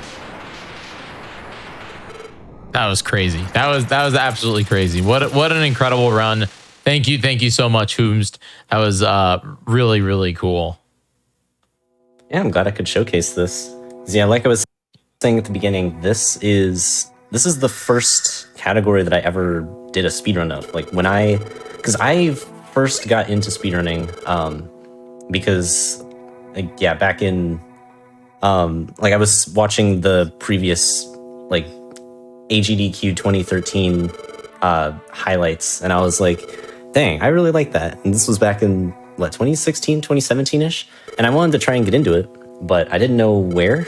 And I saw some advice of like, start with a game that you enjoy and have some knowledge in. And I was looking through my games and I found this one, and I learned that there was like a couple different ways to do the run at the time. One of them being this save and quit category, and the like being able to manipulate the dungeons was just like such a cool concept to me that I really wanted to learn how to do it. And so, yeah, I kind of worked on it over time, like learning all the different floors, just getting like slowly better at it. And then, yeah, eventually I was able to be the first person to take the category down to under 2 hours, and just kind of kept going from there. And from that category, I started getting into the other Blue Rescue Team categories, and then the other Mystery Dungeon games. And like now, I do runs pretty much over the entire like every Pokemon side game really, and even some of the main series. Like I've done a lot, and it all started from just learning this run. That's incredible, and again, thank you so much for showcasing it. This was an absolute blast of a run, and really cool again to see not only the highly tactical the inputs and everything that you did, but it was really cool to showcase and see a game that a lot of times people really do associate with, like, this is a game that's going to be in your cart, like in your DS for months on end, because you just gotta work your way through it. So thank you for showcasing this awesome speed run. That was incredible. Everyone watching, please do me a favor, do everyone a favor, and go and hover over the title of the stream and hover over Whom's name and give him a follow. What else are you playing on the channel right now? I know you just said that you do runs for all kinds of different games, but what do you play on your show? So on my stream, the main thing I'm doing now is on Sundays, I play more of this game, but not as much of a speedrun setting. What I do is a challenge where I'm trying to beat the hardest dungeon of this game, Purity Forest, with every single Pokemon. So there's 386 Pokemon in this game, and my goal is to like complete this hardest dungeon with all of them. I'm over 200 Pokemon done now, over nearly 5 years. Like I started this challenge back in like January of 2020. So we're coming up on the 5-year anniversary of that. And so I mean, you got to be getting close, right? What, like 40 Pokemon left? Not even? Oh, we're at, I believe I just did the 211th. It's the most recent Sunday. So yeah, we still got a ways to go because. Oh yeah, all of Gen 3's in this game too. Yeah, all of Gen 3. Yeah, I keep forgetting that all of Gen 3's in this one. So you still got like 100, but still you're getting there. You're getting there. Mm-hmm. Pretty cool. Well, thank you so much once again, there, Whooms. How close are we to time? Out of curiosity. We are very close actually. So we are about to hit credits. So Amazing. I'll let you know when. Yeah. And like a noob, thank you so much for being here. Why don't you give yourself a little shout out? You did an incredible job of commentating, and tell the audience where they can follow you and what you stream. Yeah, I'm like Noob 100. I kind of don't really stream that much anymore. I used to speedrun every PMD game. I kind of have a similar story with Boom, except instead of 2017, replace it with 2015. Yeah, like Noob 100. If I stream, it's mostly the new gen stuff and time is right here, by the way. There we go. And credits. Amazing. But yeah, that's about it. Awesome. Well, thank you so much. Thank you so much for this incredible run. That was amazing. Everybody, my name is Jiggy. This was Pokemon spin-off night here on GDQ Hotfix. I'm taking over quickly just as a replacement for Awfully Silly. Awfully Silly will be back in 2 weeks. But hey, don't go anywhere. Express Lane with Destiny 2 will be coming at you right after the break. Don't go anywhere. Bye-bye.